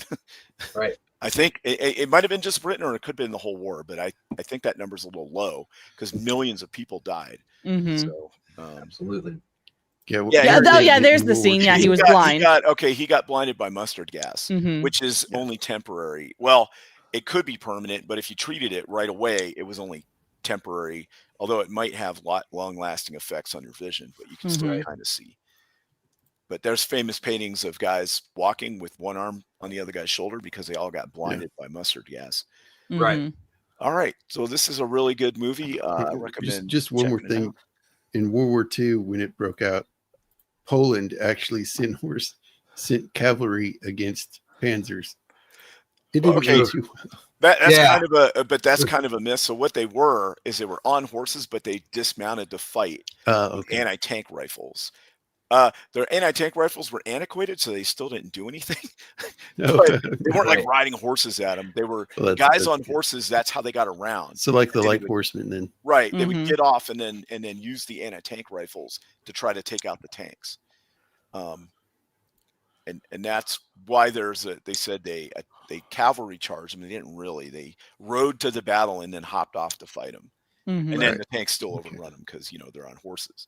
Well, that's good. I was just picturing cavalry trying to hit tanks with swords and Right. Yeah, I Yeah, just no, I and- love like how well shot most of these shots are. Just the eerie, like the empty battlefield, like with the smoke and like the horse running through. Like it's a great movie. And like I said earlier with Matt's recommendation, I don't feel like there's a lot of very well talked about and well known movies discussing World War One. And Oh, hey, I Adam, just how's it going? I love talking about World War One movies or World War One movies. Awesome. Well, that's a great pick, Mando. Awesome. What about that one Chad we saw standing out there, balls of steel, holding a freaking bagpipe? I know, right? Oh, yeah, the Scottish. you gotta have it Let's for, go. music Right. going over the top. That's right. All right. Let's go Dempsey next. All right. Well, I had a whole bunch of things that I wanted to go because this is one of the ones, man, I love war movies. Same. I just really do. So I had like seriously a whole bunch of stuff to bring up, but I'll go ahead and just bring up this one for now. Okay. Can't see it. Yeah, hold on. I'll fix that. There we go. Oh, that was gonna be my second pick. That was my all right. second Yeah. pick good one. This All right. movie gets me every every time. single Yep. time I watch Mhm. it. Mhm. I And don't there's a wanna add particular Walmart. scene that gets me Oh, right in the feels with his daughter. oh, Yeah. He's go riding off to war. Oh yeah. She hasn't spoken, and he's like all heartbroken and riding away. She's like, "No, don't go. I'll Don't say anything you want." leave. I'll Yeah. talk. I'll say whatever you want me to say. Oh God. Every time, every time. This movie just makes me sad because that little girl hmm in her teens overdosed. Yep. Oh man, Oh, really? I didn't know that. Yeah, the Mhm. actress. I don't know why these are in black and white, but It's fine. yeah, it's actually kind of That's right. cooler. Yeah. Might try to watch that movie in black and white sometime, Dude, that would be amazing. right? Look at those shots, man. Yeah. Oh, with That's those working shots. so well. is that her? The one? No, that's No, No, that's she's the older one. no, she's one of the older ones. Yeah, her. All right. Yes. Yep. With her little dolly. Yep. Mm. Man, and such a sad story. Like from the very jump of it all, this guy's just trying to live his life. You know, he's done terrible things in the past, but now he's trying to make up for it. Hey, Sergeant Single Pepper. father. Passed Right, away he's good. and- Good in the community. He's good with his kids. He's doing what he needs to do. And this whole thing is just thrust upon him. Mhm. And he ends up going back to the old me, right? That's Well, no one does like the manly man trying not to cry better than Mel Gibson. Oh, agreed. yeah. Yeah. Like where he does this thing where he's holding back tears and like Right. usually going like, I know what you're doing, man. And he Yep. does it like he does his like where his whole chest is just Yeah. like Right. you know. Who knew Yeah, that yeah. Lucius Malfoy was? Yeah, Right. Isaac. Dude, Oh, I- he's so good. at Isaac, he is a bastard. in this movie. Yes. Oh, so you- good. He is so good as the villain in this movie. Like Yes. great I hate him acting. so much. Oh, dude, I hate that guy. Which is a sign of a really good actor. If I hate that character, that you did a good job, buddy. Like, Yeah. like he's the King Joffrey of this one. And yeah, I would say that the way that everybody plays off of one another, they're not like just names that you throw out there. They all are individual characters that are built up, and you care about these people, and most of them don't make it. And that just like brings more and more weight to it. And it's this giant snowball that by the end of the movie, you're just so invested in. I don't know. I don't know how they did this movie as well as they did. Every single time I watch it, I'm in awe of it. Well, and it's another thing too. It's just refreshing to watch a somewhat modern movie, I guess, where like you're just proud. You're just proud to be an American. Yeah, and- it makes you like so proud to be an American. Yeah, all of these guys would be depicted as like evil colonizers now, and Right. And like this movie isn't the most historically accurate. I feel like No. like Matt would probably bring up some sort of point about historical accuracy, so I'm going to do it in the moment. Like so Mel Gibson's character is a kind of conglomeration of like Yes. 3 different characters in the Revolutionary War. This movie also started the run of, I think, where they started really making good I think I historical read movies. 5 somewhere. Mhm. Like they started making really good, like, because in a few years after this, they made Master and Commander. Mhm. Yeah. Which was Right. amazing. They made Love that Troy movie. right around this time. They Mhm. made Gladiator. Gladiator. They made Last Samurai. Mhm. Kingdom of Heaven. Kingdom of Heaven. Oh. Yeah. A bunch of other ones. So like Hollywood kind of latched onto that and was like, "Oh, this is a good movie." And then, but yeah, those are. I think this kind of was on the front end of that. Can you find Roman in this picture? Yeah, that's him back there, right there. El Patriota. Yeah. And Mel Gibson movies are just good for the soul. They are. I think this would be just like a dream of mine, is if we could get some sort of either movie or TV series where both Taylor Sheridan and Mel Gibson are the directors. Oh my God. I think I would just die. It would be so amazing. I think it would make woke people implode. I We think wouldn't have to deal so. with them anymore. Right. They would just spontaneously combust. What's this say? Don't tread on me. Don't tread on me. Exactly. Right. Yeah, this might be Pete Gibson for me, to be perfectly I think so honest. too. Oh, this scene here where he Yeah. had Oh the man, kids this is help so him good. One of my favorites in the whole movie. Yep. Mhm. Aim small, miss small. Yeah. Yo. And then there's a big battle going on right outside this plantation or wherever they're at. Dude, I couldn't Mhm. imagine what that would be like. Just like look out your front door and see Not that. great. Well, also like come look at just this. that style of warfare at the time where you literally stood in a Insane. long line, you faced each other, you shot at each other, and then you just moved forward a couple of Well, steps. That scene that we just talked about with Mel Gibson and his 2 sons. That's how they did it. That's how we won. Mm-hmm. We fought guerrilla tactics, and it That's Exactly. beat them. Right. And then Yeah, no, look at because this. like when we were taking down the officers off their horses, like that was bad form. Like Yeah. like Mhm. they kept going like, hey, we're gonna How dare we're gonna we'll continue standing in line, but it was like you can't shoot the officers, and it was just like no. Yeah, because Right. back in the day, that was rules of warfare, like what we would consider the Geneva Convention now. Like those were the rules. You didn't shoot officers.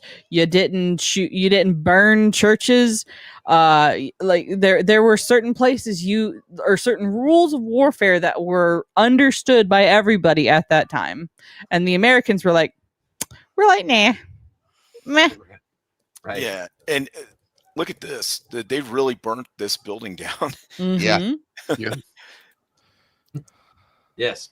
Oh man, it's so well done. All the effects, all the acting, star-studded cast. I can think about, have you seen this movie and wondered how good the freaking score is? Because I do every time I watch it. Yeah, it's amazing. So perfect.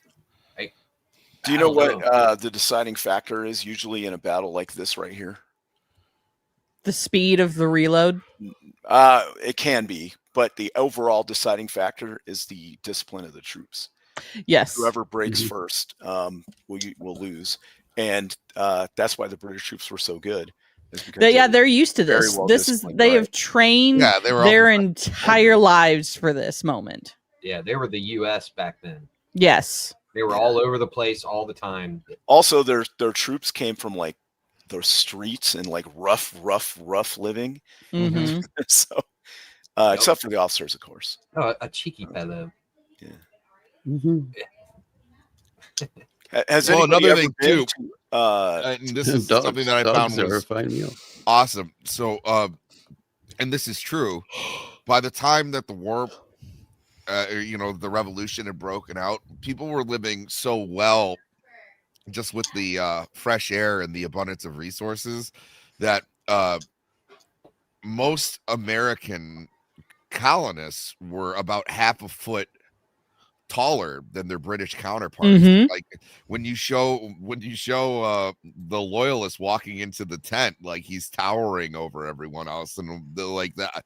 I don't think that they I love that they kept that accuracy where Right. Yeah. Because we were fed better. yeah. Well, and not even just that. We were in cleaner situations. I was like London at this point of time. It was absolutely disgusting. People were Absolutely, yeah. Human filth everywhere. Yeah. It was San Francisco before San Francisco. Well, that's why you would walk. The men would walk in a certain part in the street, and that's why you always wear a hat just in case someone took a big dump and decided That's to also throw it why out they the had window. these stockings with the pants that only went up to like the knees, is so you could change your stockings out after you got poo poo on them. Yeah, yeah.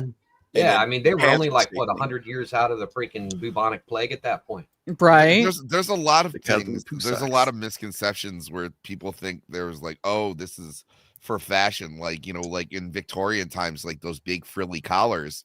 And it's like, no, that wasn't because like, oh, they thought it looked good. It was like there was a flea pandemic. Yeah. And, Right. you know Yeah, what I mean? the powdered wigs was to hide lice. Yes. Yeah, and also syphilis sores on their head. Right. Mhm. Yeah, because the English and pretty much all of Europe didn't use soap until the 1700s or something. Well, like that. they used it, but it was like a Not really often. harsh, like lye soap. Right. Mhm. Yeah. Yeah. Right. Yeah. Well, I mean, they thought Melted off Queen a layer of Victoria skin, was yeah. like kind of bougie because she would bathe once a week. Right. know. Right. Well, yeah, at one point they thought that bathing was bad for you. Right.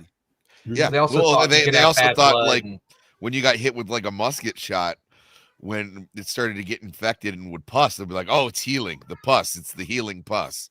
right, or they Oh. put maggots in it. Gosh. Yeah. Well, Which actually, maggots isn't do a bad help. idea. Actually, is Right. Yeah, maggots eat the rotting flesh. Yep. It's Yeah, still really, that's really are actually also something they actually did that disgusting was and make right. me wanna puke. I Has know I'm not anyone gonna want ever anymore. been to I've been to Valley Forge, and they have historic buildings there maintained, and they really look like this. This is like what it Mhm. would look like inside a 17th century house. Look how nice. Yeah, I grew up in South Alabama near like where a lot of plantations were. Like we Go on back. field trip, like school field trips, we would go to these old style houses, plantations, and like the accuracy of a lot like this right here, like that's exactly what their sitting Right. room would have looked like. Right. Yep. Yeah, Yep. I love this That's what I was scene saying, with Frank. the dogs. You know it, homie. The scene, this scene right here with the dogs, where they follow him out right as he leaves. Oh no, Yeah, they're whistle. whining. But they like catch him looking at the chair because he's got that subplot with that wanting to build the chairs. Yeah, that's the best. That is 'cause- Yeah, Hilarious. well, he like wants to build the perfect rocking chair. Like Right. that makes Well, he sense. wants to build But it one that he has can to be- sit in without breaking. But it has the reason he's doing it is because it has to be light. He wants to Right. build the lightest, sturdiest rocking chair. Right. Mhm. Which is why they catch it. Where you catch him weighing them and stuff. Yeah, and you see him in there. He's like picking up their chair and looking at how it's built. And that just cracks me up. Yeah, but it's just like you don't see that in a lot of movies now either, where it was like this character's got this going on, but in the back of his head he's got like hobbies and shit. too, Right. Well, it also shows like the ingenuitive mind he had already. Like he wants to learn how something's built. Like he has a very analytical mind. Well, also Yep. carpentry is known to be a soothing Yes. hobby. You know what I mean? He's got Right. he's got this anger inside of him. He's done these terrible things. Like he wants to lose himself in his work, but he's just not good at it. And Mhm. like it Right. humbles him. It's a good character development. Agreed. Yeah, because what he's really good at is cutting throats, Yeah. Yep. and really, really good at it, Yup. man. And there was some tragic characters in this. Like, wow.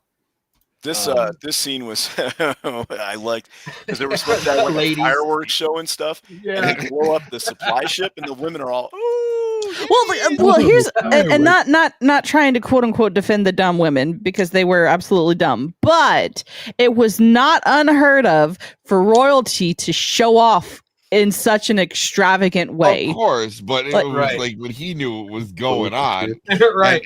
and Well, the guy throwing the party didn't even know what was His going clothes on. were in He's- that he's ship, going too. like, Right. because and the he was audience like, knows what's going on. yeah, because he was throwing a tantrum. He's like, I have to show up in these rags because they tried to make him a coat Horse blanket.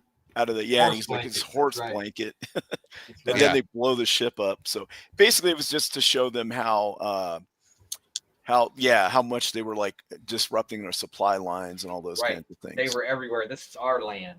Right. right. Exactly. And to be fair, that general didn't really want to take a very harsh stance with the rebels because he was like, when we beat them, they're going to be our countrymen again. But the other guy, Lucius Malfoy, he Right. wanted he wanted to win, Oh, and in order to do it, he had to use tactics that were not approved of. So he would never be able to go back to London because Mhm. he would stain his name so bad. So the general was like, "Well, I'll give you all of Ohio," Right. mhm. and he's like, "Okay, cool." Yeah. Well, and that's the thing. Like the big problem with that, and the general understood before his stuff got blown up, was that Lucius Malfoy was causing more people to join the quote unquote rebellion because of his harsh and inhumane tactics. Right. Right, exactly. Like you're making it worse. Like you're pushing people away from us. Yes. And this is where they're doing like a house building. They got all their friends coming to help build the house, their new house. There he is, except he's not blonde. So I don't know. Yeah, after the war, he kind of went Yeah. DL for a bit. All right. So anyway, that's that movie. That's a great movie. I recommend watching it if you have not seen it. Absolutely. I watch Do this it. movie Fantastic probably movie. once every 4 or 5 months at least. All right. Let's go, Sammy, real quick. What do you got? And then I'm Jacob sure we've all last. seen this one. I was gonna go with one, but it was already memed so much I couldn't go with Inglourious Bastards. But so we did talk about the Great War a lot today. I will go with 1930s. All's Quiet on the Western Front. Oh, that's another one that's on my list of I like to rotate. I absolutely love this movie. I watch it once a year. It's a wonderful exploration of just not only patriotism and pride, but the effects of war on people. And So you're talking this OG one, right? yes, Okay. Personally, I prefer the 1977 one with John Boy. Oh. When John Boy goes to war. I like that one better than the modern one. I don't think I've seen. I didn't watch the newest The newest iteration. one I didn't think it was that good. Thanks, Eraserhead. Yes, I Well, am of course, like most of the modern stuff is not that. Most, not all. Some there are some little nuggets out there. So if anybody doesn't know what All Quiet is about, it's told from the German perspective of a Mhm. schoolboy who, when the war kicks off, they're all hyped to go to war. Their teachers are telling them how great it's going to be. All of their leadership is like, yes, go to war.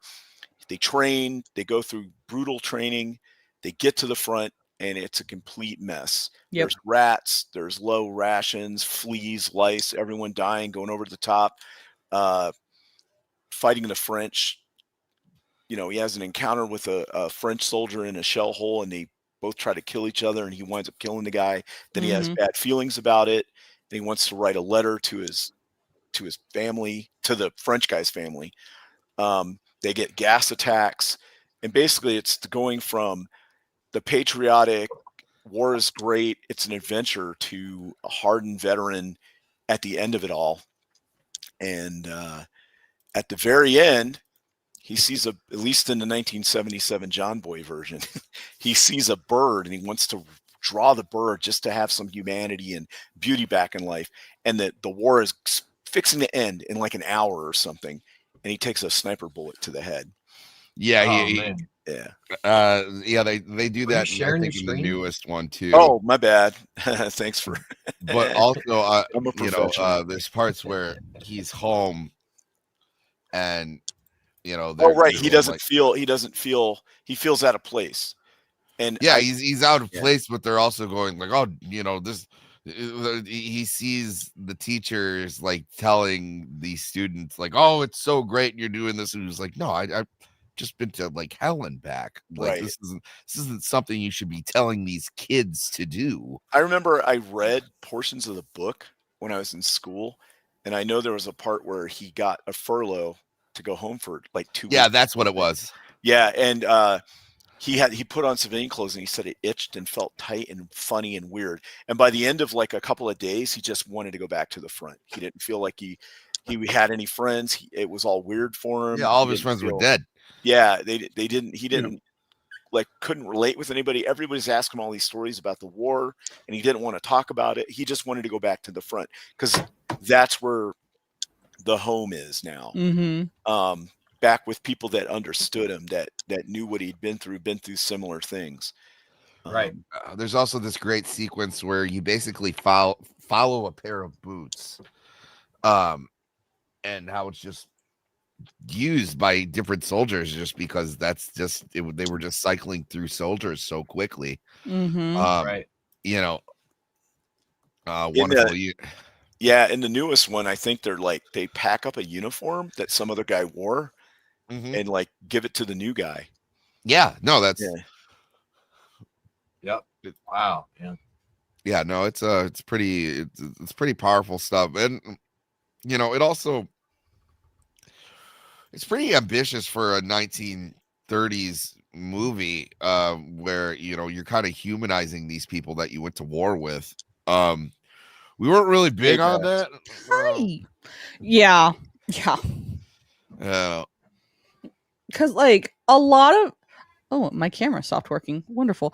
A lot of these people that were fighting, like they're just normal people, and I feel like too often we forget about that.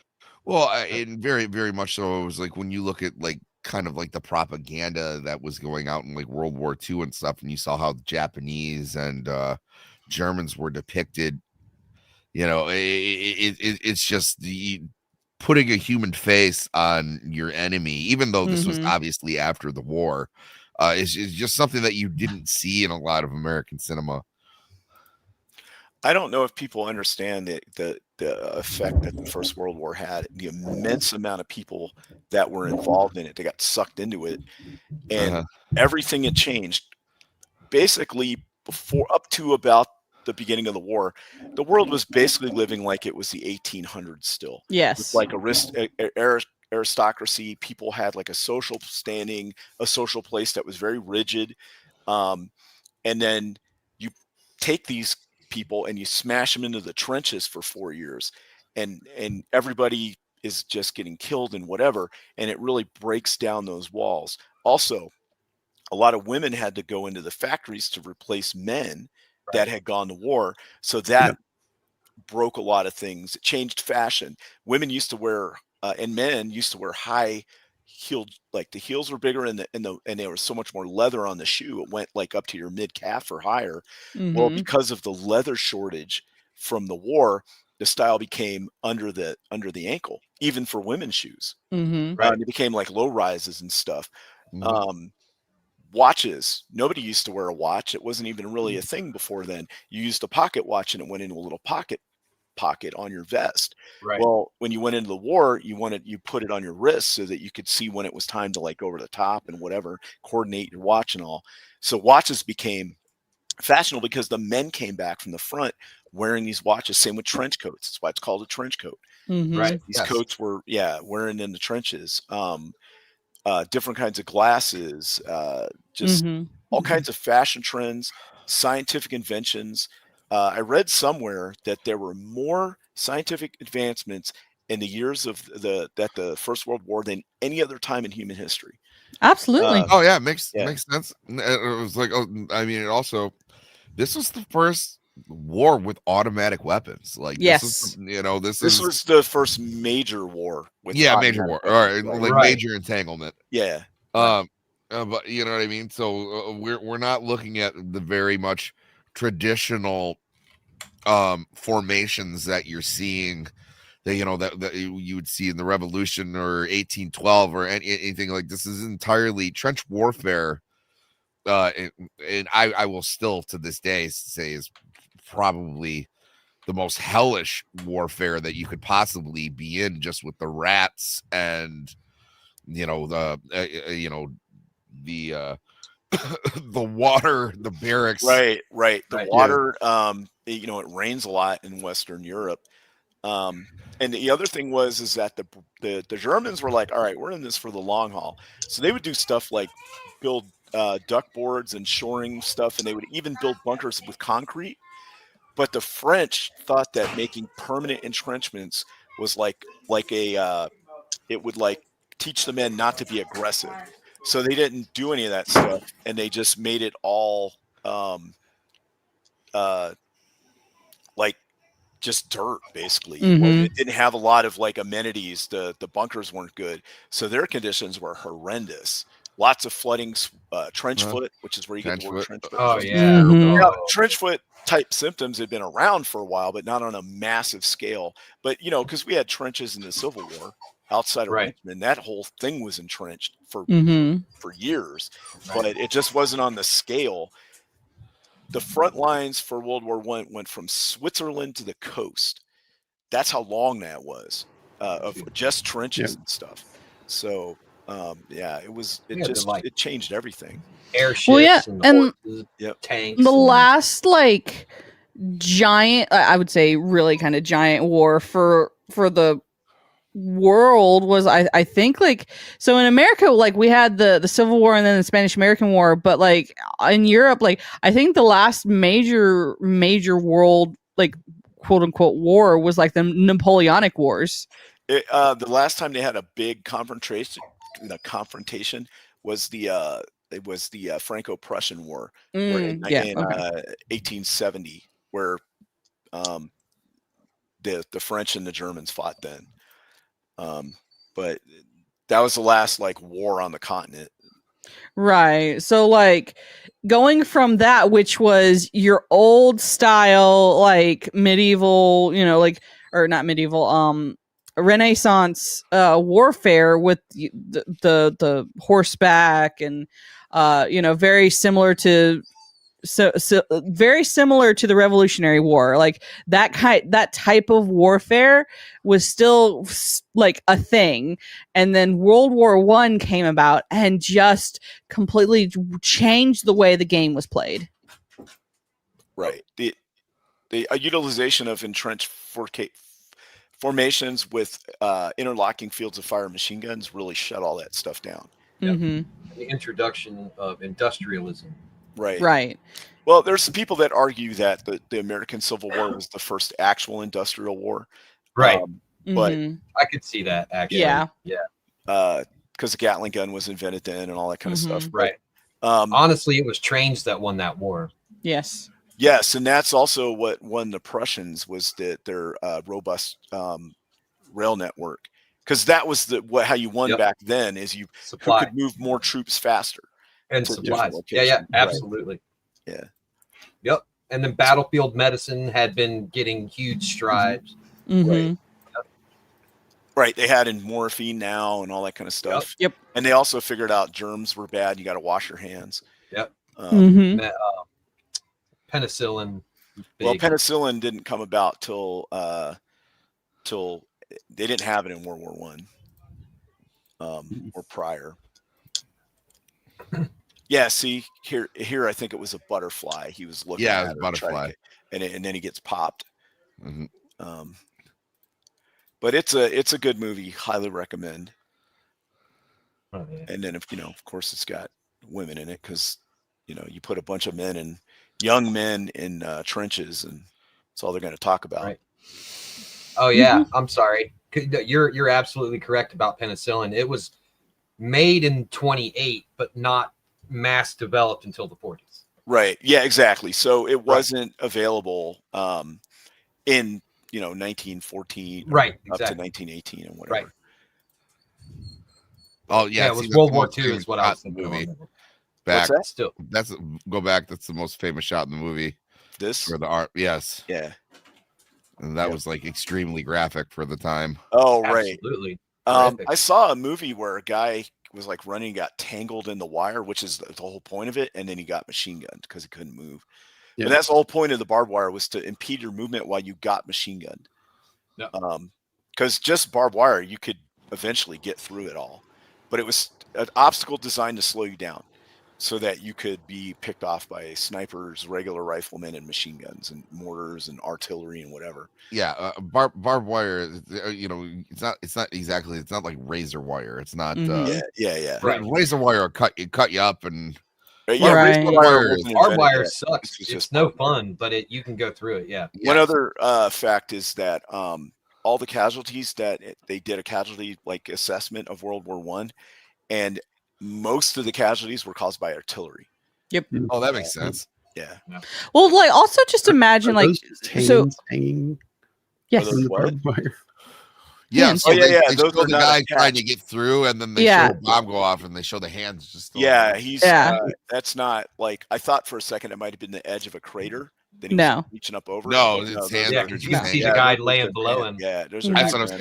saying. That was like the most famous shot of the Yeah. whole movie, because like people just thought that was All right. extremely graphic for the time. Let's keep the ball rolling here. Very good pick. Very Agreed. good pick. All right, Jacob. Yeah, you're up. I had 3. I can't. Well, pick It's one. hard to it's hard to decide. Flip a coin, and the one that lands on the side, yeah. pick that one.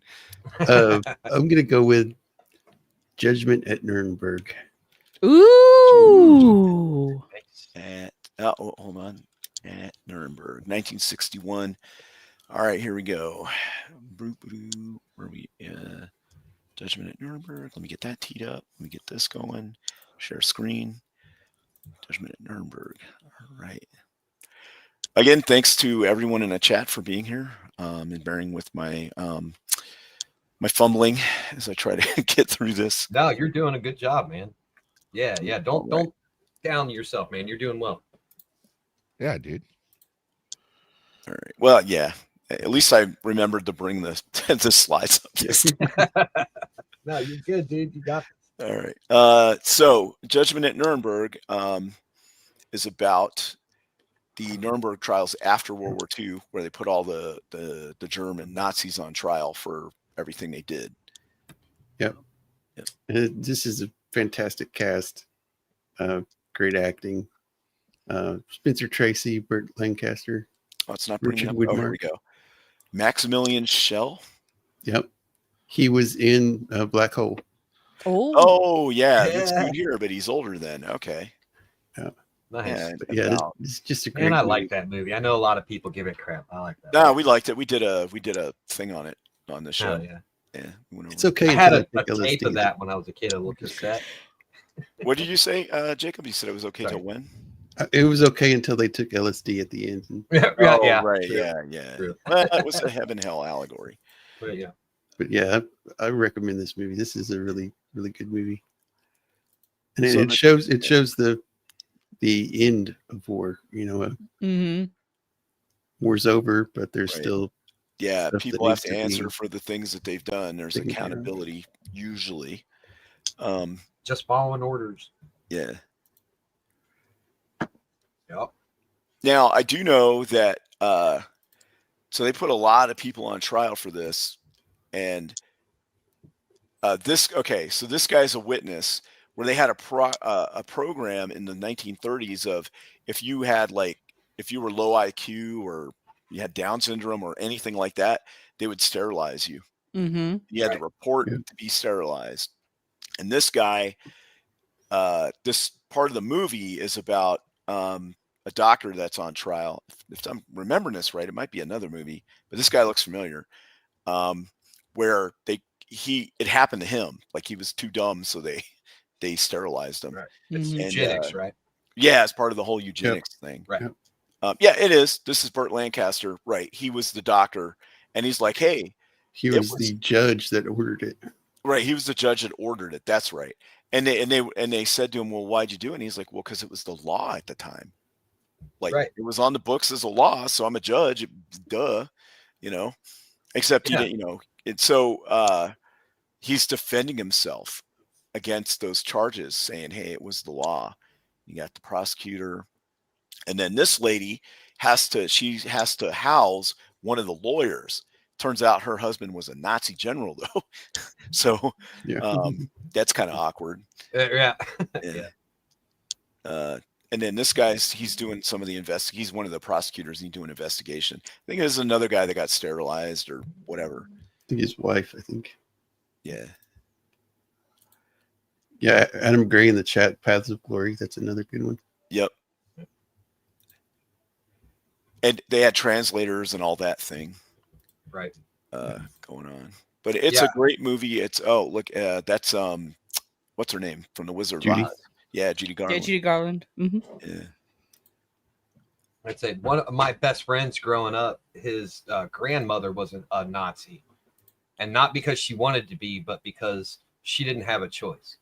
Right. That was a thing. Yeah. Right. It was dig this shovel, like dig this hole for the country, or we're gonna shoot you. Mm-hmm. And she's like, "Give me that shovel." Right.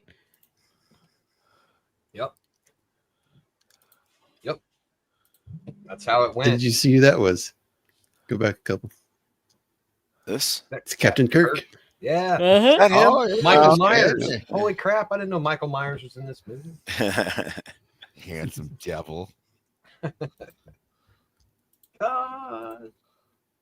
Yeah, Judgment at Nuremberg. It's a great movie. Recommend that. Yeah. I think too many modern folks have not seen this movie. Yeah, I'm one. That looks good. It's very eye-opening, and it also it humanizes the people who were living in Nazi Germany during World War II without taking away from the atrocities that took place. Right. Because I feel like were carried out by the higher ups, not the normal folk. Yes, but it doesn't leave the normal folk without some sort of responsibility and some sort of accountability for. Agreed. Like, while yes, you couldn't, it was the law and there wasn't much you could do, but there was something and you did nothing. Right. Spencer Tracy is the judge or that's over the proceedings, or one of them. And there's a part at the end where Burt Lancaster's character is like, when did I go wrong? And Spencer Tracy's like, the first time. The first person you sent to go get sterilized, or right when you allowed it to happen. Exactly. Yeah. And it also shows the desensitization of the people doing these things. It's like, yeah, that first time they probably felt horrified doing this, but then after the 50th patient, the 50th person, like, it's like, well, that's just what we did. And it just shows the level of inhumanity that can happen when you do something routinely. When there's enough propaganda to dehumanize people, it doesn't matter what happens to them. Yes. I think maybe Here to Eternity counts as a war movie. I think so. Yeah. It takes place during a war, and there's like wartime stuff happening in it. Maybe not front and center, but I think part of the problem is with these older movies that aren't afraid to show some of the horrific things that happen in like war and history. Yeah. Like too often they didn't show them in like schools, or parents didn't show them to kids, or people didn't show them because they're like, well, it's too difficult to show. And I feel like that's the problem, is because history is messy and disgusting and horrific things happen. And if you aren't taught about them, and if you aren't told to say no when something bad is happening, we get it shows you in the Nuremberg trial. It shows you what happens when you are not like when you're so propagandized, and if people don't recognize what's happening, like they're just going to repeat what happened during this time because they don't know. They've never seen. People haven't seen this movie. People haven't seen a lot of these movies. Example nowadays. Hey, guys, I gotta bounce. Oh no! Okay. All right, Sammy. It's nice talking. All right, hey, what do you got going on? Just give us the cliff notes real quick. I don't want to hold you guys up. Just follow me on the Twitter. Okay, there you go. That'll work. All right, man. Have a good one. Thanks for being on the show. Later, Sam. See you guys next week. Yep. Yeah, man, that wasn't the experience I had in school. They showed us colors. Oh, absolutely. Say like they showed us a lot of like glory. My where I like my generation, like me being kind of like the middle millennial, like we were still shown things like this. We were still shown like Saving Private Ryan. We were shown. First time I saw Sergeant York was in school. Right. Yeah, I was in class. We watched the Challenger blow up. Yep. We watched 9/11 in my 3rd grade class. So yeah. Like and so, like I understand that there are things like you shouldn't just show like stuff like this willy-nilly. You shouldn't just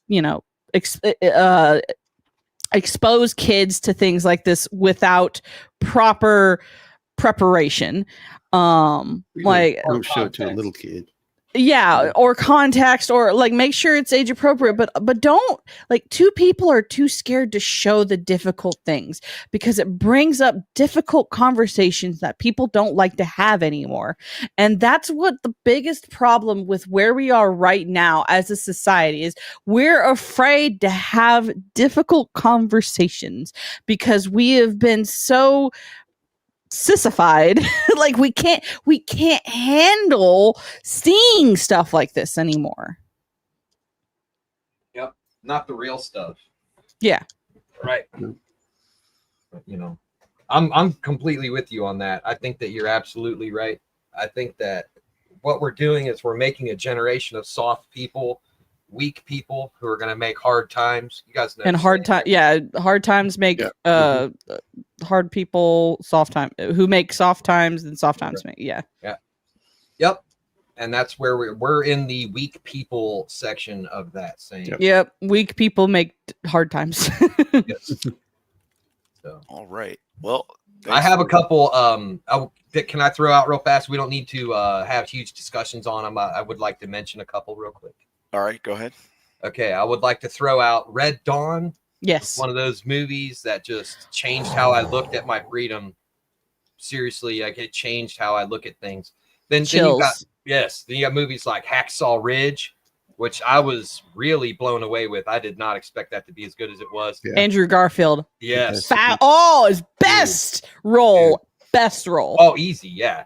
I'm completely on board with you.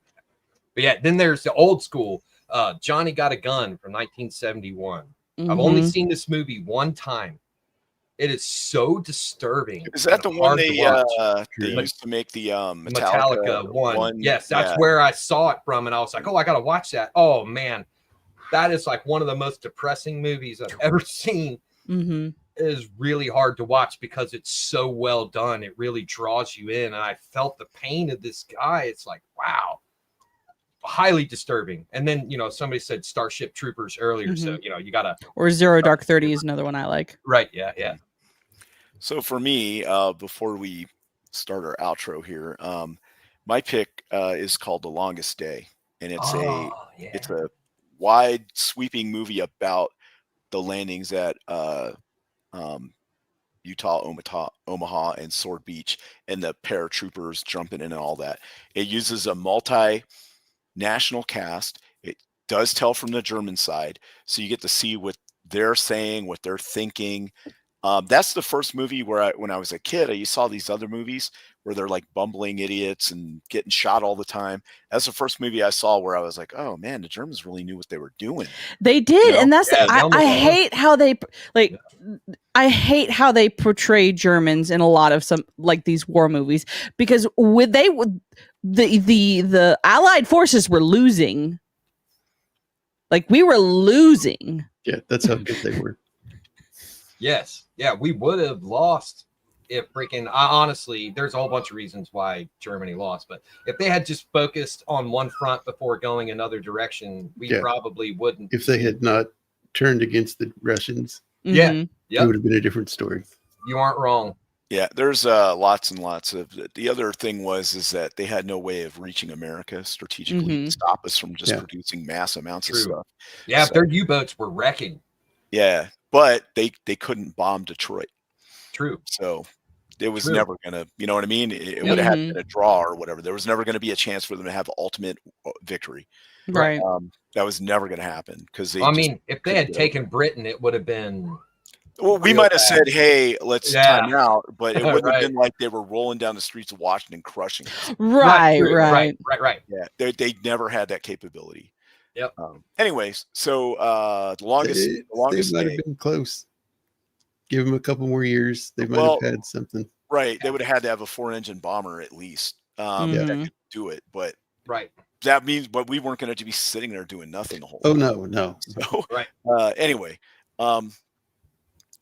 so I highly recommend that movie. It's really good. It has a lot of big name actors in it of the era. So it's a really good movie. All right, let's go around the horn for those of us that are left and say what we got next and what's coming up, and then we'll shut this puppy down. All right, Jacob, what do you got? Saturday I'll be on Potato Ravens channel, and we'll be discussing something very manly, Hallmark Christmas movies. Nice. I admit that I enjoy those when the season comes. I don't know why, I just do. And then Tuesday we'll be going over Terminator 2. Yes. And then back here next week. Nice. Grumpy old men. All right, Dempsey, what do you got coming up? Well, I'll be back here next week, and from what I understand, it's going to be a free range.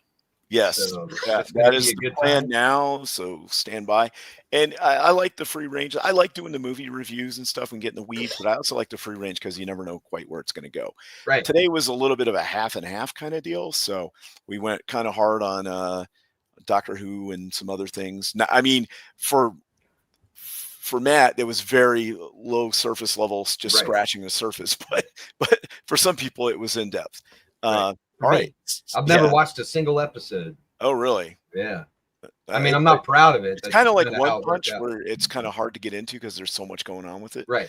Like One Piece. Yeah. Or that's it. Yeah, One Piece. I guess One Punch Man has all that stuff too. It's like super big.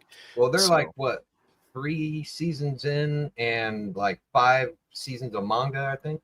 Yeah. See, that's why once it gets a certain size, it's too hard to get into, really. Right.